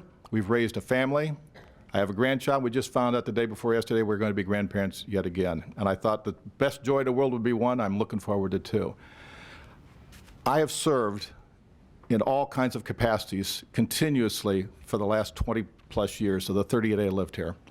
I spent 12 years on the Lisle School Board, 9 years as president. During that time, I worked with the state of Illinois to help on the old IGAP test, the Prairie State exams that they had, to help put them in some sort of sense because they were going all over the place. I ended up recognized by the General Assembly for that work that I did. The last 9 years I have spent on the DuPage Zoning Board of Appeals. Yes, I'm one of those guys that's hearing the cases between neighbors that don't want to look at each other and want a higher fence. Yes, the people that want to start a new business, and we do our best to help them as long as it doesn't impact the neighbors badly. And of course the mosques, which is a very interesting time to be on the Zoning Board of Appeals. I've handled them very well. I enjoy the work that I do. I enjoy public service to the nth degree. It's never a chore for me. I'm always very, very open. I love to talk to people. I look forward to talking to each of you and going in depth. And as you get to know me, perhaps you'll be inclined to vote for me. Thank you. Thank you, Mr. Loftus. And now we'll hear from Mr. Rafael Rivadeneira. Thank you so much, Susan. And thank you to Elmhurst College and the League of Women Voters for hosting such a great forum to be able to discuss policy and the future of this county. My name is Rafael Rivadeneira. I am a resident of Elmhurst, Illinois. I have a wife, Karen, and 3 kids, aged 10, 7, and 5. My kids attend Timothy Christian Schools in Elmhurst, and I'm a member of Elmhurst Christian Reformed Church. I'm running on the county board to represent the taxpayers. I want to be the advocate for taxpayers in DuPage County, and I think we should be doing that by putting forward policies of how to reduce the size of government.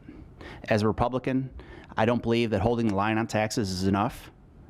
When I talk to voters, and I myself believe that I think taxes are too high, the government is too big. We need to reduce the size of government, reduce taxes, and we can do that by reducing spending.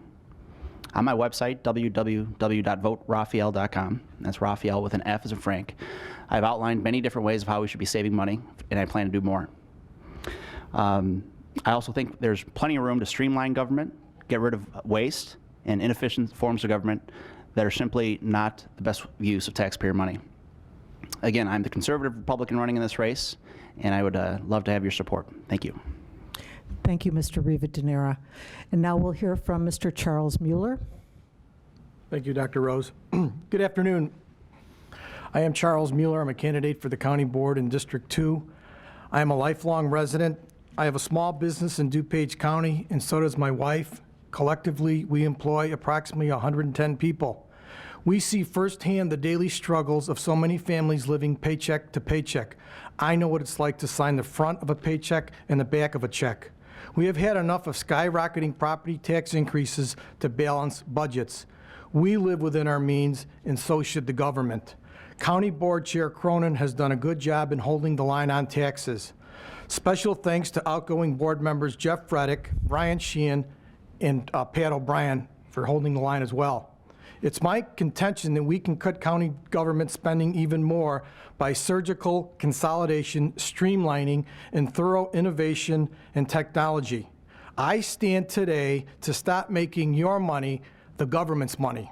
My motivation in running for the county board is to help improve the lives and economic conditions of our diverse population by helping business and public policy leaders identify and implement ideas for creating broad-based prosperity for everyone. That means bringing good jobs to the county. I want our children and our grandchildren to be afforded the same opportunities as your family and your friends have been afforded the past decades. There are many challenges we face, and I will work hard to be your voice on the DuPage County Board. I'm very easily accessible, and I will do my absolute best to represent the interests of the taxpayers. My family and me thank you for the opportunity that you have presented to me today. I happen to be number 8 on the ballot, and I would hope that you could pull the lever for number 8, and thanks again. Thank you, Mr. Mueller. Now that we've heard opening statements from all of the candidates, we will move toward the questions that were prepared by the League of Women Voters. Again, each candidate will have 1 minute to respond to each of the questions, and we will randomize the order. While we're doing this, again, we have volunteers coming through with the cards. Feel free to ask the questions you would like to ask. Our first question we will ask to Mr. Loftus. Number 1, presumably everyone who runs for public office is interested in serving the community. Putting that reason aside, explain what motivated you to run for the office of County Board Member. Thank you, Ms. Rose.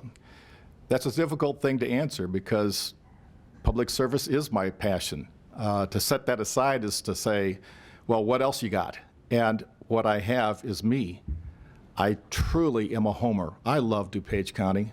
We had the opportunity to move a couple of times through jobs, and we didn't take it because this is our home. DuPage County is a very unique county.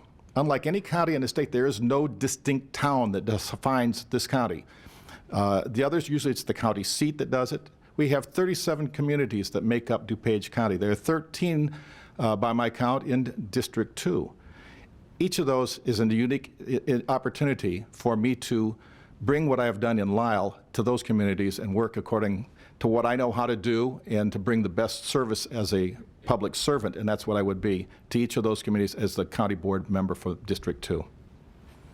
Thank you, Mr. Loftus. Ms. Zanis. Thank you very much.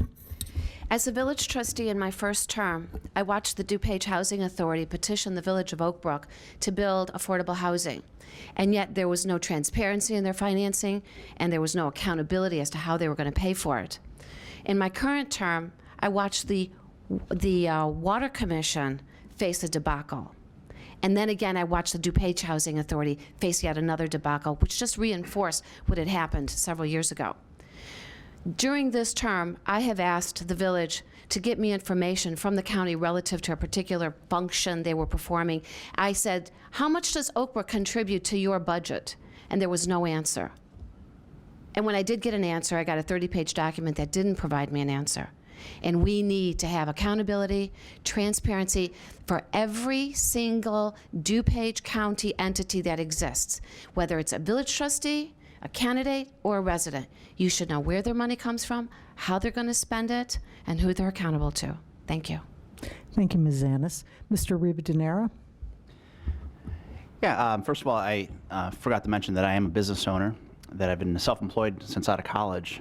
And what motivated me to run, first of all, was I considered it when County Board Member Jeff Reddick decided not to run.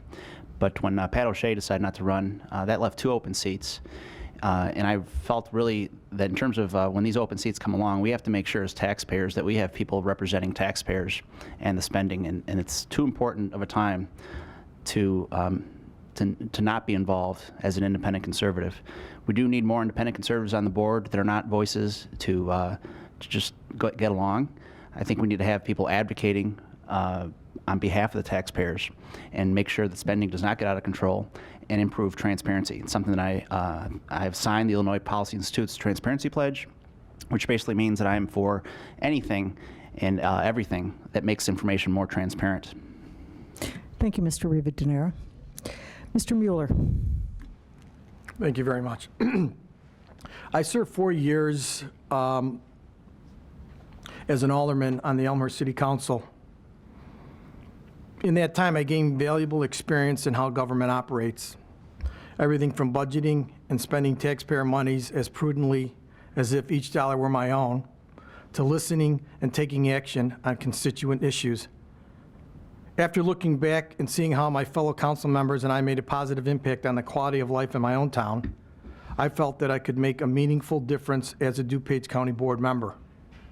I truly feel now is the time to get involved in solving the problems citizens are up against in DuPage County, from creating new ideas to impacting critical issues we face today as a county. Thank you. Thank you, Mr. Mueller. Mr. DeCiani.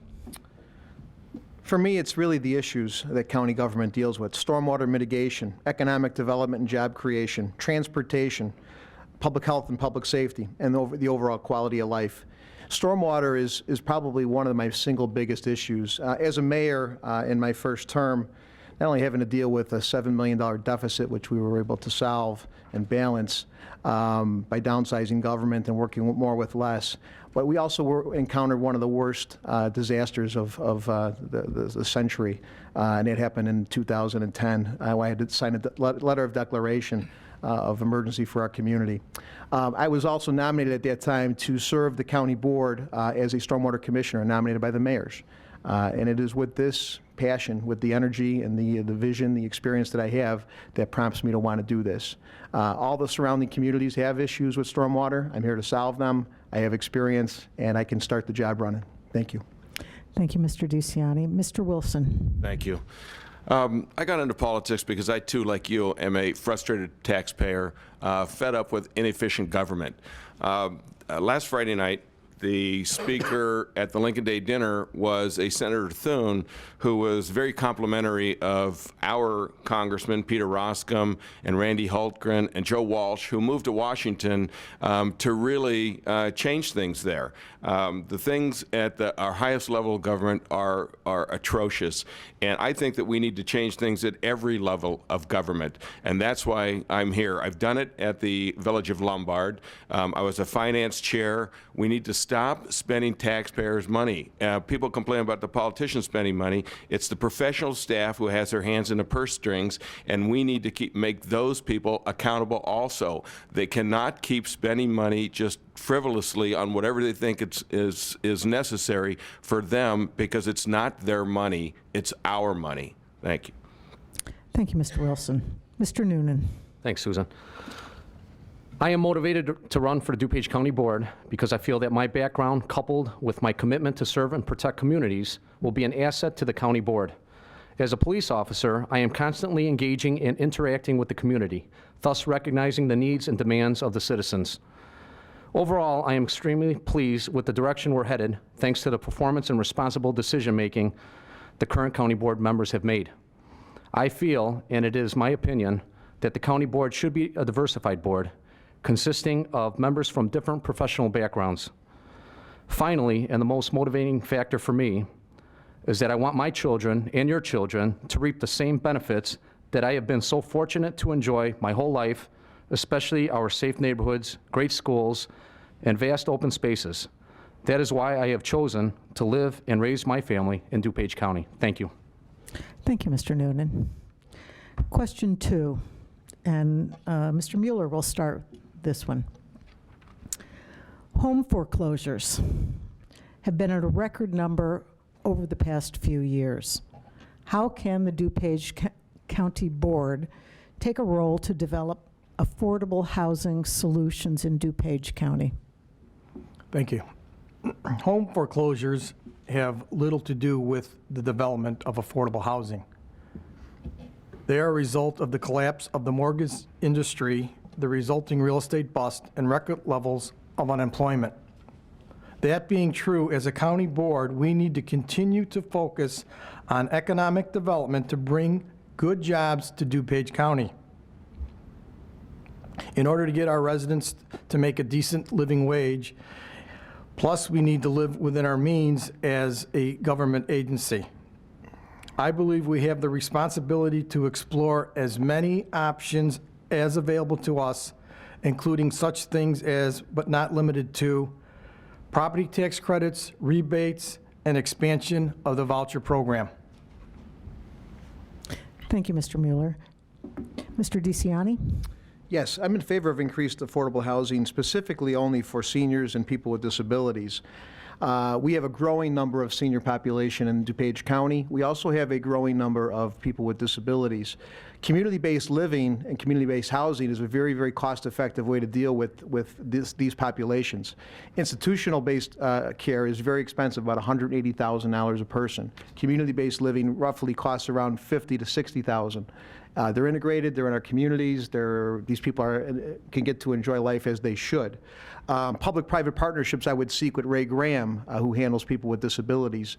Metropolitan Family Services of DuPage, which I sit on their board, is the largest social service provider here in DuPage County to deal with senior issues. These are the partners that I would bring to the table to solve the problems that we face. Thank you.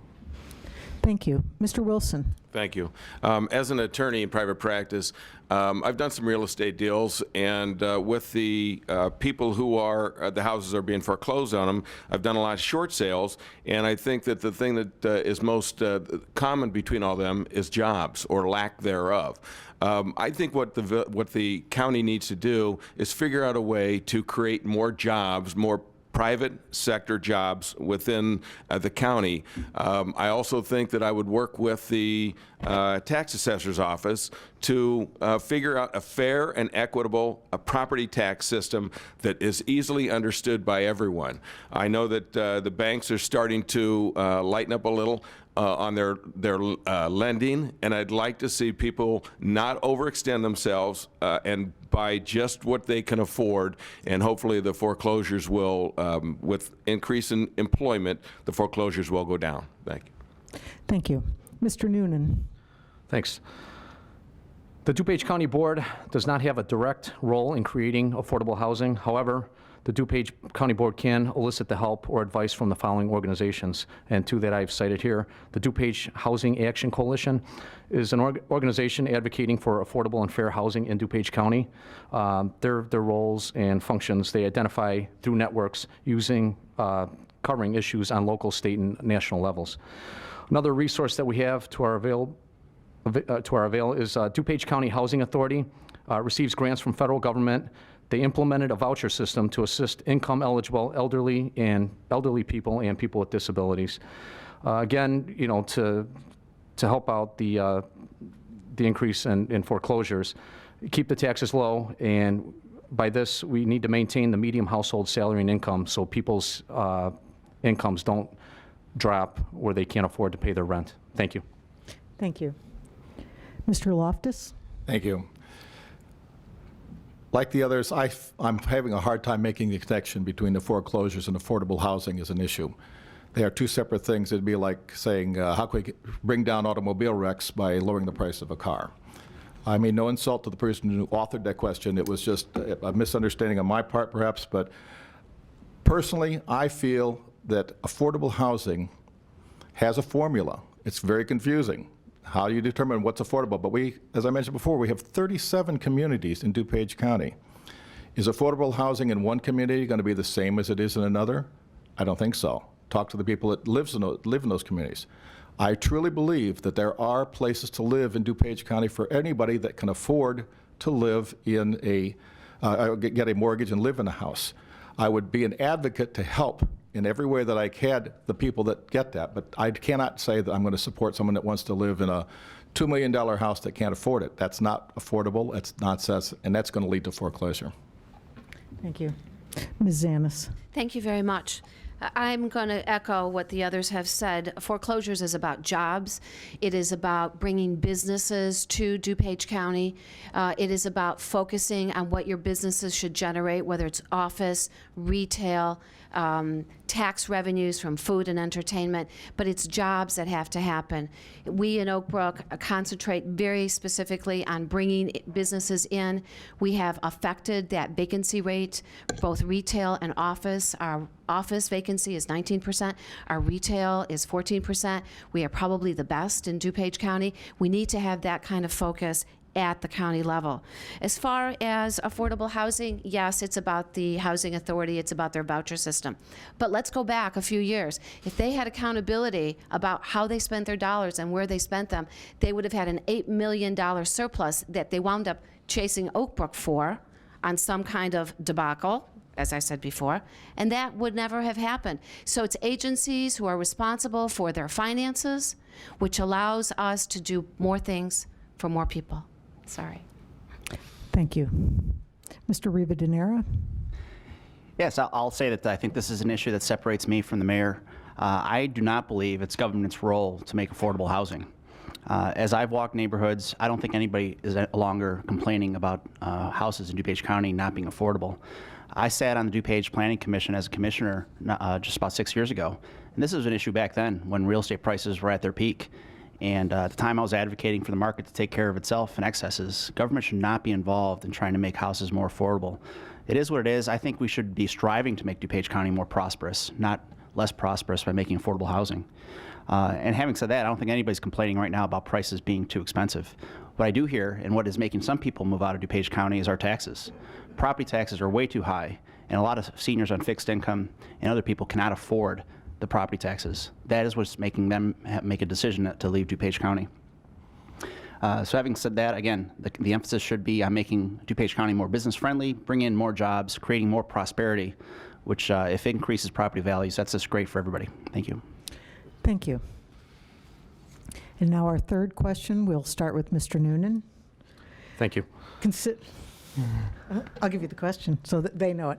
Considering Illinois has recently passed legislation on green jobs, what is your vision for bringing green businesses and jobs into DuPage County? Well, of course, you know, we always welcome green businesses and green jobs, but bottom line, I think the DuPage County as a whole will welcome any inquiries from any interested business to locate inside DuPage County. Right now, it's very important. There are several areas within DuPage County that are looking to develop unused buildings that are in industrial parks. For example, you have the DuPage Airport Technology Park. They're always looking for tenants. They're looking to develop their industrial park as well. Again, it's preferred green businesses, green jobs, looking for environmentally conscious businesses, and all jobs and businesses are welcome. Thank you. Thank you. Mr. Loftus. Thank you. Well, DuPage County has a history of doing green. A growing number of the vehicles, and look around for them, you'll see them, are powered by natural gas. And they're working in a direction and trying to become more green in the daily workings of all of the operations at the county. And I think it's a laudable thing and a proper way to go. However, when it comes to jobs, to the person without a work, do you think they're going to hold out just for a green job? I think they take a blue job, a yellow job, a red job, whatever comes down the pike. And that comes about by making business available in our county in a toxic environment that the state has put forth. Our county enjoys a AAA bond rating. We have many of the amenities that businesses need and look for. Somebody just moved to Lisle from Kentucky because of the workforce, even though it was a more expensive place to work than they had, because it gave them opportunities they didn't have. We need to expand on those things and bring those in, and that would include green jobs as well. But right now, I don't think we should limit to green jobs, yellow jobs. Any job that wants to come along, let's see what we can do to bring them in. Thank you. Ms. Zanis. Thank you very much. The recent legislation about green jobs has caused the curriculums at the university statewide to change, which means that 4 years out, we're going to have a graduating class that knows something that we know nothing about. And that's going to be green. Green buildings, green homes, green businesses, green technologies, green energies. There is so much federal funding relative to that subject that that's something that we can't ignore. Today, we have to make plans for those kids 4 years out because they have the opportunity to fill jobs in a way, again, that we do not know. So I think that we have to stop what we're doing for a minute and say, what are we going to do today to be proactive so that when those kids come out of school, they can do something for us that nobody else can, and let's take advantage of it. Let's give it some thought. Thank you. Thank you. Mr. Rivadeneira. Yeah, I'd love to see more green jobs in DuPage County. At the same time, I'd love to just see any kind of job in DuPage County. I think what attracts green jobs into Illinois are the same thing that attracts any industry into DuPage County. That is, again, keeping taxes low, making DuPage County and continue making DuPage County a business-friendly county, showing how prosperous our community is. We have a lot of great landscape in DuPage County that makes DuPage County a great place to live, which would attract corporations to want to have their employees live here. I'm all for green jobs. At the same time, I don't think we should be trying to make or passing up on other opportunities that just provide employment. Thank you. Mr. Mueller. Thank you. I believe that DuPage County with its most limitless resource is its workforce and its people, can and will become the place for green technology. We need to focus our energy on networking with those corporations looking for ready access to transportation, communication, and a technology-savvy employment atmosphere. At the end of the day, it does come down to jobs, and it doesn't necessarily have to be a green job. In my opening statement, I mentioned that my wife and I employ approximately 110 people, and they're all happy to have their jobs. But I can feel and understand for the people that don't have those jobs. Through a shared vision with our state, we can become the leader in the green movement, and I think there's a place for that as well. Thank you. Thank you. Mr. DeCiani? Well, I applaud the state legislator for passing the Green Jobs Act. I personally practice green. I drive a hybrid. I have a printing company that practices green practices. We use FSC materials. We use state-of-the-art technology that allows our company to be green. But I think the biggest thing, when considering the state of Illinois is dead last in job creation, the biggest thing, my pledge to DuPage would be to green up DuPage. But my version of greening up DuPage is to keep and maintain the fertile soil of business development. That's low property taxes for commercial businesses that'll attract them to come here. That's low sales taxes that'll attract purchases out of DuPage County. That's my version of green.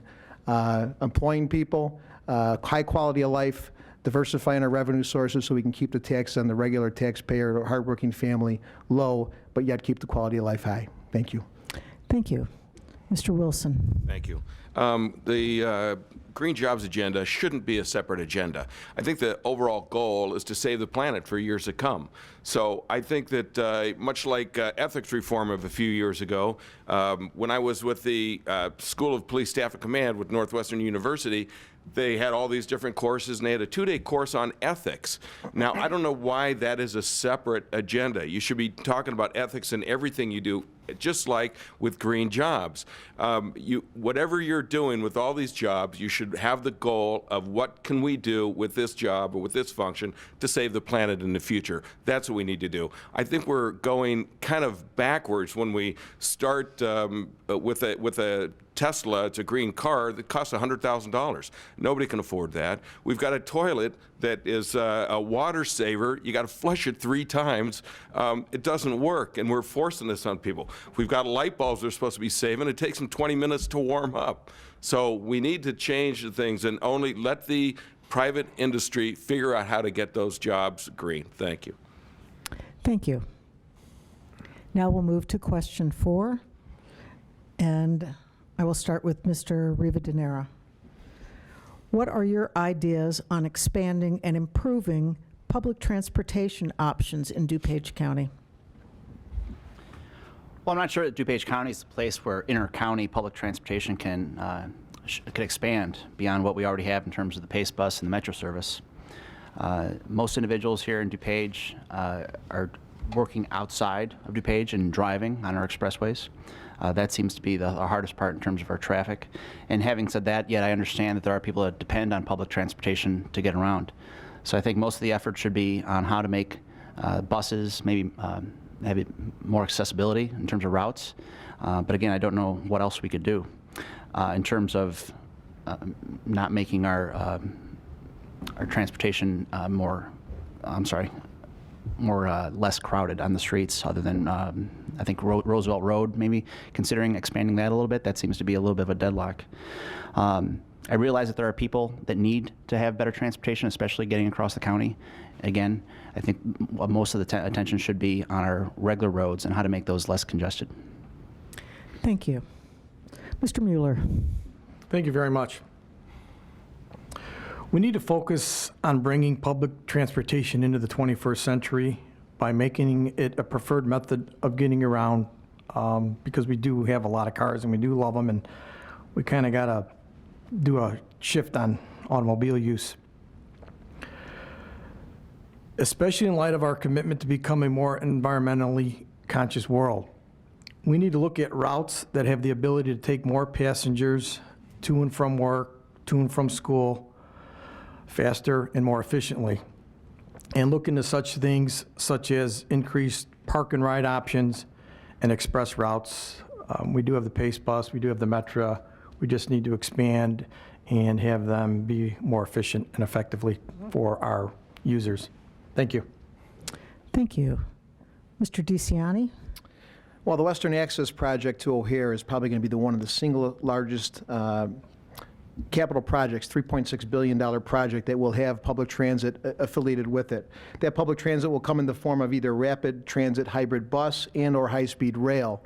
That will connect O'Hare Airport to DuPage County. It will bring 30,000 construction jobs, 60,000 permanent jobs, 1,800 jobs to Elmhurst, Illinois, which I'm the proud mayor of. These are the things that are going to happen in the near future. I've been appointed by the governor to sit on the council for this Western Access program, and I'm proud to be an advocate to bring public transportation as part of a component to this. Also, Ride DuPage is a large program that I support as a mayor. It travels throughout DuPage County to give affordable transportation to people with disabilities, to senior citizens. They can ride to the doctor. They can go to shopping at the store. This is high quality of life. We're Republican, but we also have to deliver high quality of life. Thank you. Thank you. Mr. Wilson? Thank you. I think this is a difficult question for all of us, only because there's not a big clamoring for public transportation in DuPage County. In Chicago, in the inner cities, they got these things that the L's and the buses and everything run really well. Since I got this question, I've been looking around. I see Pace buses, sorry, Pace, driving down the street, these huge buses that have 5, 6 people in them. There's just not a big clamoring. So I'm thinking, how about we get smaller buses? And I actually saw one. So at least Pace is working that way, to fill those things. But I just, people in DuPage are really looking for, they're driving their cars around. They're looking for improvements to that sort of transportation. Maybe there's a thing for public transportation. There's a need for public transportation. I don't think it's very cost efficient. We do need to figure out how to get those people who need it to work, but I don't think it's a big issue at this point.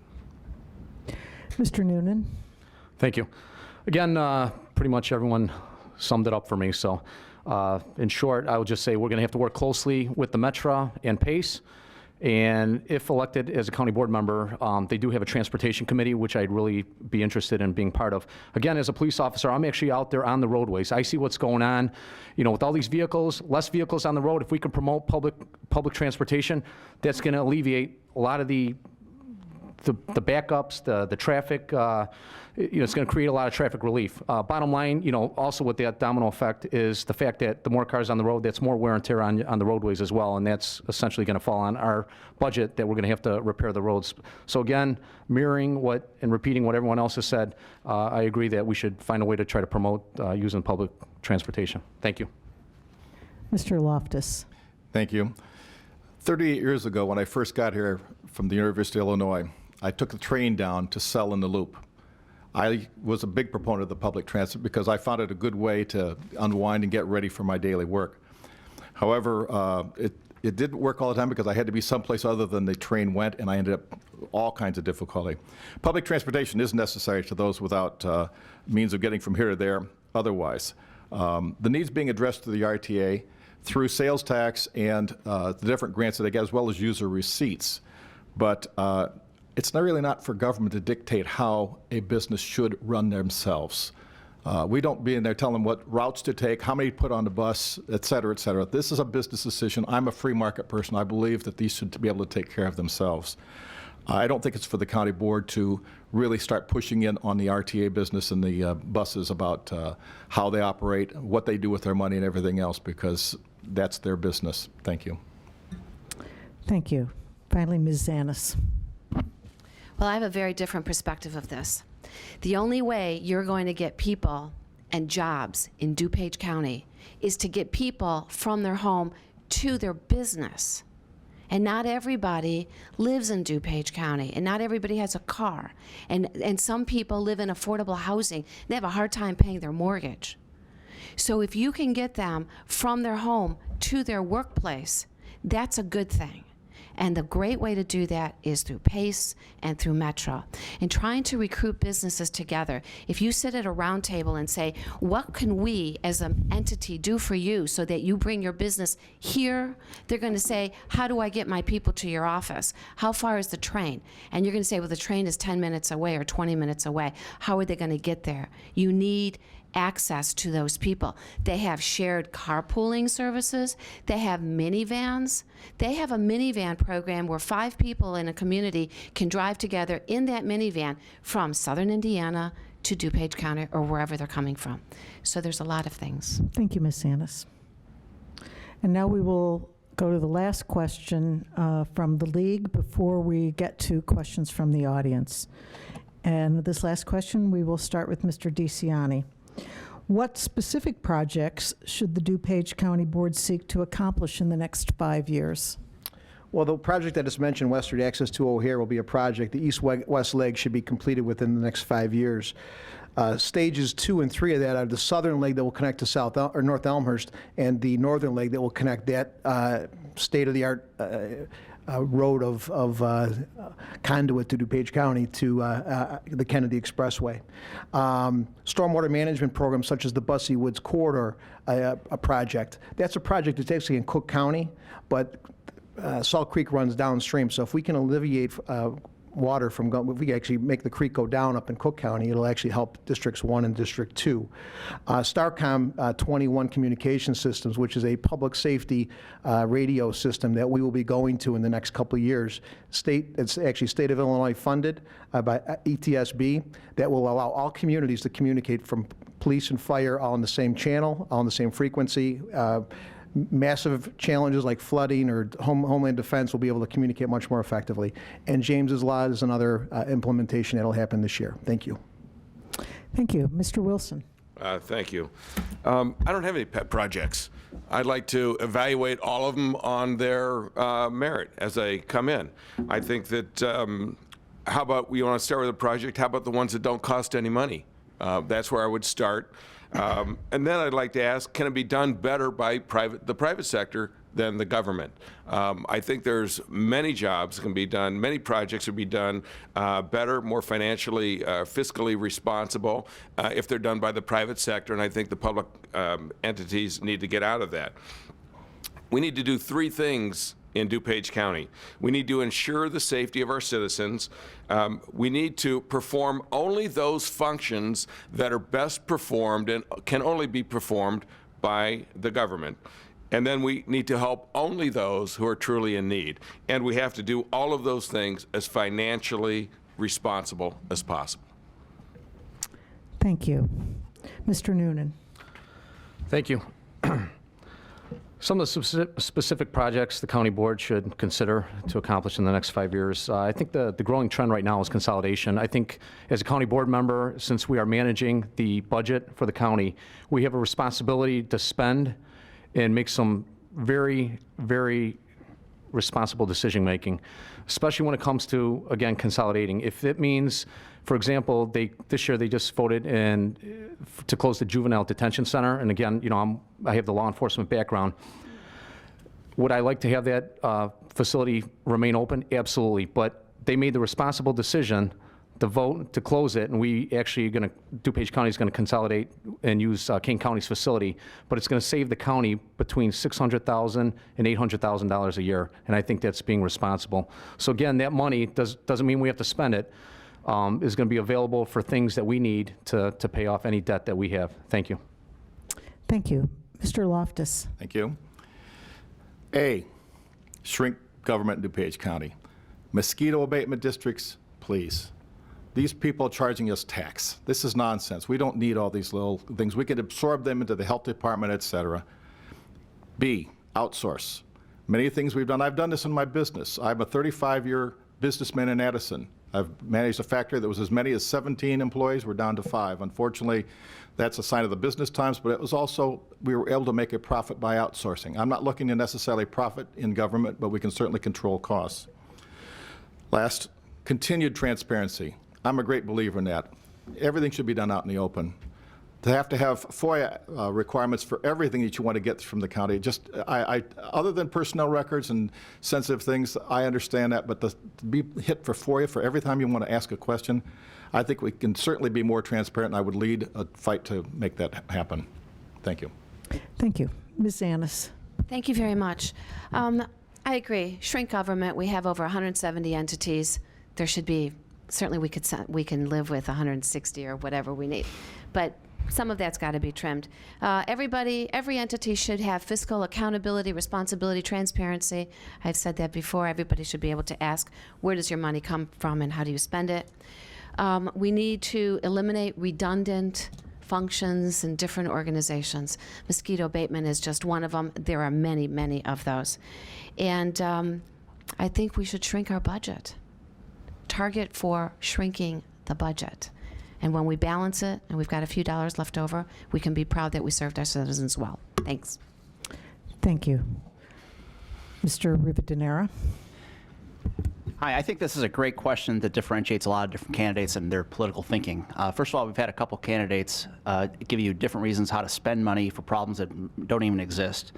Second of all, the way there's a lot of rhetoric used in terms of shrinking the government, getting rid of layers of government, but nobody actually puts forward specific policies. I'm somebody that have a record of stating elimination of different forms of government that are inefficient and wasteful taxpayers of their money. The biggest issue, and it's my biggest campaign that I've done, and there's more and more people countywide getting on board of this, is eliminating pensions for county board members. It's absolutely outrageous that taxpayers would pay for a pension for somebody who voluntarily goes into public service. It's outrageous. It's wasteful. We should cut our salaries in half from $50,000 to $25,000. We should get rid of health care benefits for county board members. We should eliminate the DuPage Airport Authority. Why is the government involved in owning an airport? We should eliminate and consider eliminating the Forest Reserve. DuPage County is the only county in Illinois that has a county board and a forest reserve. I'm running out of time. There's a long list of this. Go to my website, www.voteraphael.com. I certainly differentiate myself from the other candidates when it comes to cutting spending. Thank you. Mr. Mueller. Thank you very much. Rafi stole most of my thunder. The three things that I think the county board should be involved in if they can. Three things is, one, you got to reduce taxes. You got to make it attractive to come to DuPage County, and you cannot continue to increase property taxes and keep putting that burden on the taxpayers, especially our seniors and especially our middle class. It's come to a point where people cannot afford to live here, as one of the candidates up here had mentioned. So the other thing that we need to talk about is the pension reform throughout the entire state, not just at the county level, but at the state level. So for the record, it needs to start at the state level, but on a local level, if we can do something at the county level, maybe the state will take our lead and eliminate pensions, and by golly, especially if in fact it is part-time work. Thank you. We now are at the point where each one of the candidates will give a closing statement of approximately 2 minutes. Correct? 1 minute. Pardon? 1 minute. Of 1 minute. We're not going to let him talk that long. Of approximately 1 minute. We will now go in this order. Mr. Rivadeneira. Thank you again, the League of Women Voters, for putting on a forum where we could discuss issues, policy, and not just brag about our political resume. I am running as a conservative Republican in this race, an independent voice. I'm running to be the taxpayer's advocate on the county board. I have listed and will continue to list ways for the county to save money, specifically on getting rid of duplicitous layers of government, cutting spending, and like I said, the biggest project I think that has to be out there, not only for DuPage County, but for the state of Illinois, for public officials in general, is to get rid of the magnet that's for career politicians. It's the pension. Get rid of the pensions, and we will have better servants in the future. An issue has been brought up of whether this is a county issue or not. It is a county issue. The county can get rid of pensions for publicly elected officials. It's been done already in Winnebago County, Illinois. We should lead on that issue and be part of that. Finally, voteraphael.com. I say that just because I use my website a lot. I have videos, texts in terms of stories I've written in terms of how to make the county more efficient. Thank you so much. Thank you. Mr. Mueller. Thank you very much. I look forward to having the opportunity to once again serve in the public, this time as a DuPage County Board member. I have been inspired by the many people I have met who have told me how much they need and want a voice in government. I have a passion for the honest people that have not always had it easy, but are willing to work hard for their families and to make the best of life.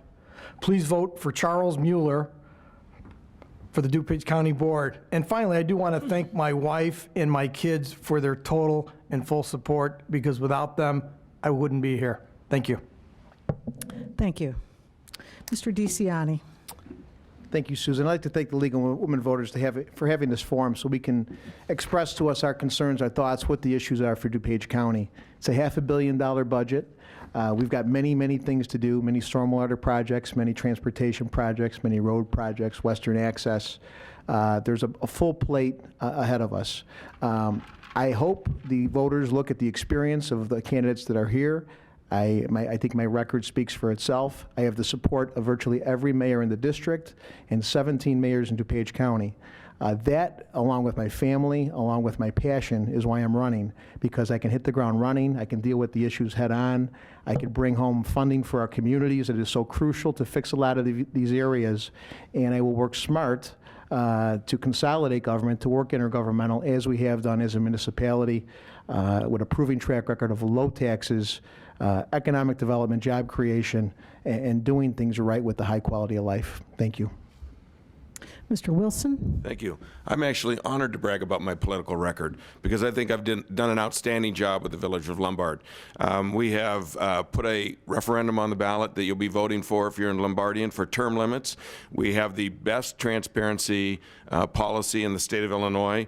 We've eliminated red light cameras. Those items are just for generating revenue for the villages. So I'm proud of it. I also have a website, www.voteforzac.com. I think Raphael and I will be competing for the best website. I do agree with a lot of the people who are saying tonight, but the point is we've got to minimize what the government does for us, and we've got to cut the tax dollars and do only those things which can only be best done by a public entity. Everything else has got to be done by a private entity, and you can go to the Village of Lombard website and look at my record, and I think you'll be very proud of me and honored to vote for me in the upcoming election. I thank you very much. Thank you. Mr. Noonan. Thank you, Susan. Again, the League of Women's Voters, thanks again for hosting this forum here. It's been a pleasure. Thanks for all the people in attendance. It means a lot to us, I'm sure. I'm speaking for everyone.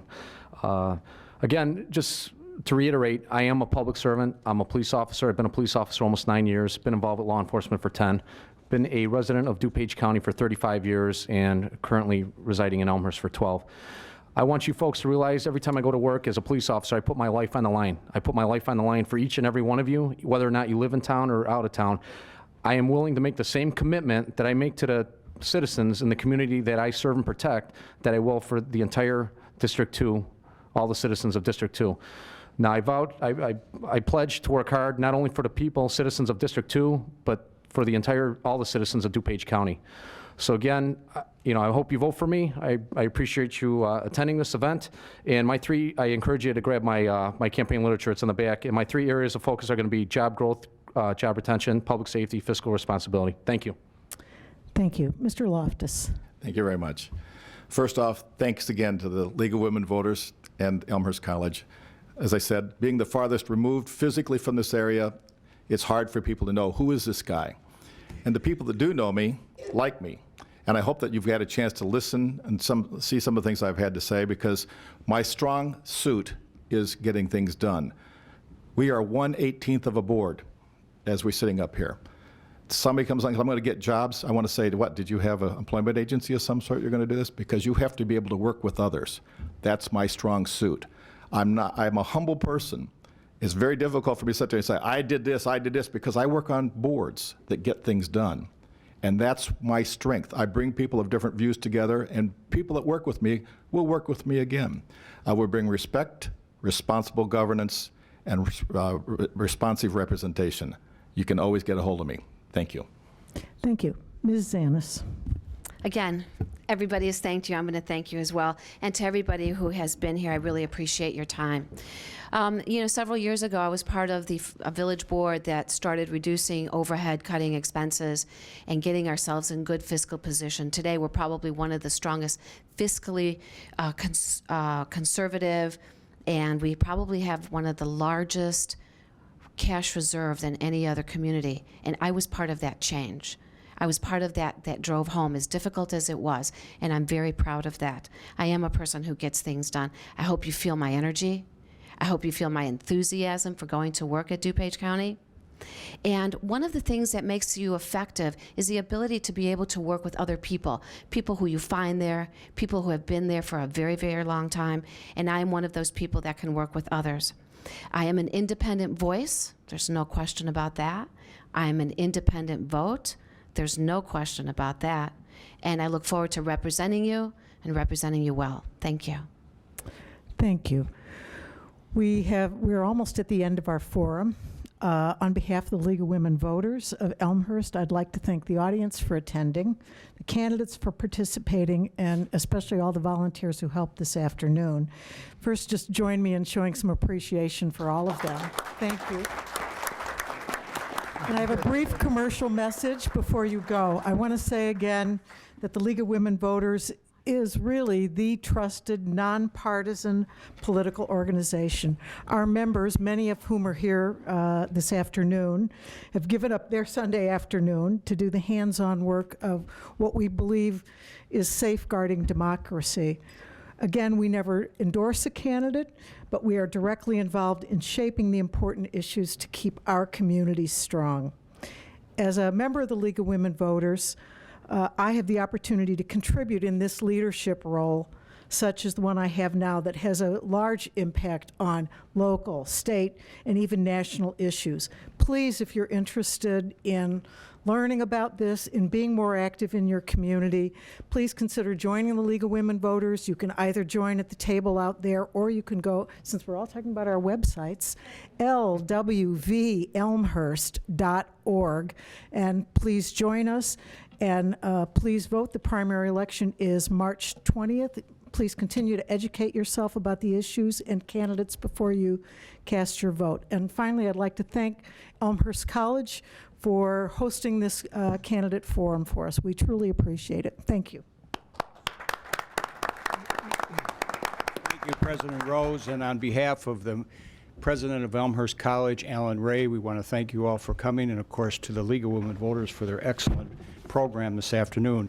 On the back places, you have some brochures about the cultural events that are coming to college from Robert Putnam, who spoke to us on Thursday, well-known political scientist throughout the country, to Bob Woodward, who will be with us on May 17th to join with Judge William Bauer, an Elmhurst resident, an evening of discussion about truth and justice in America.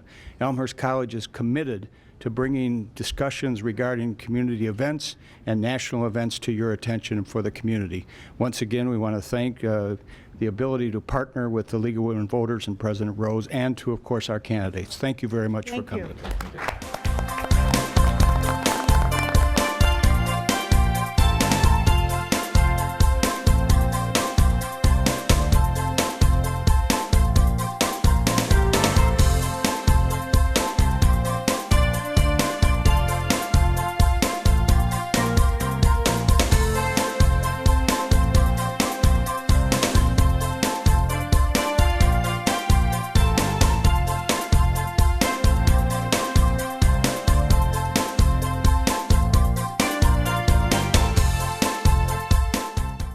Hi, I'm John Quigley, President and CEO of the Elmhurst Chamber of Commerce and Industry.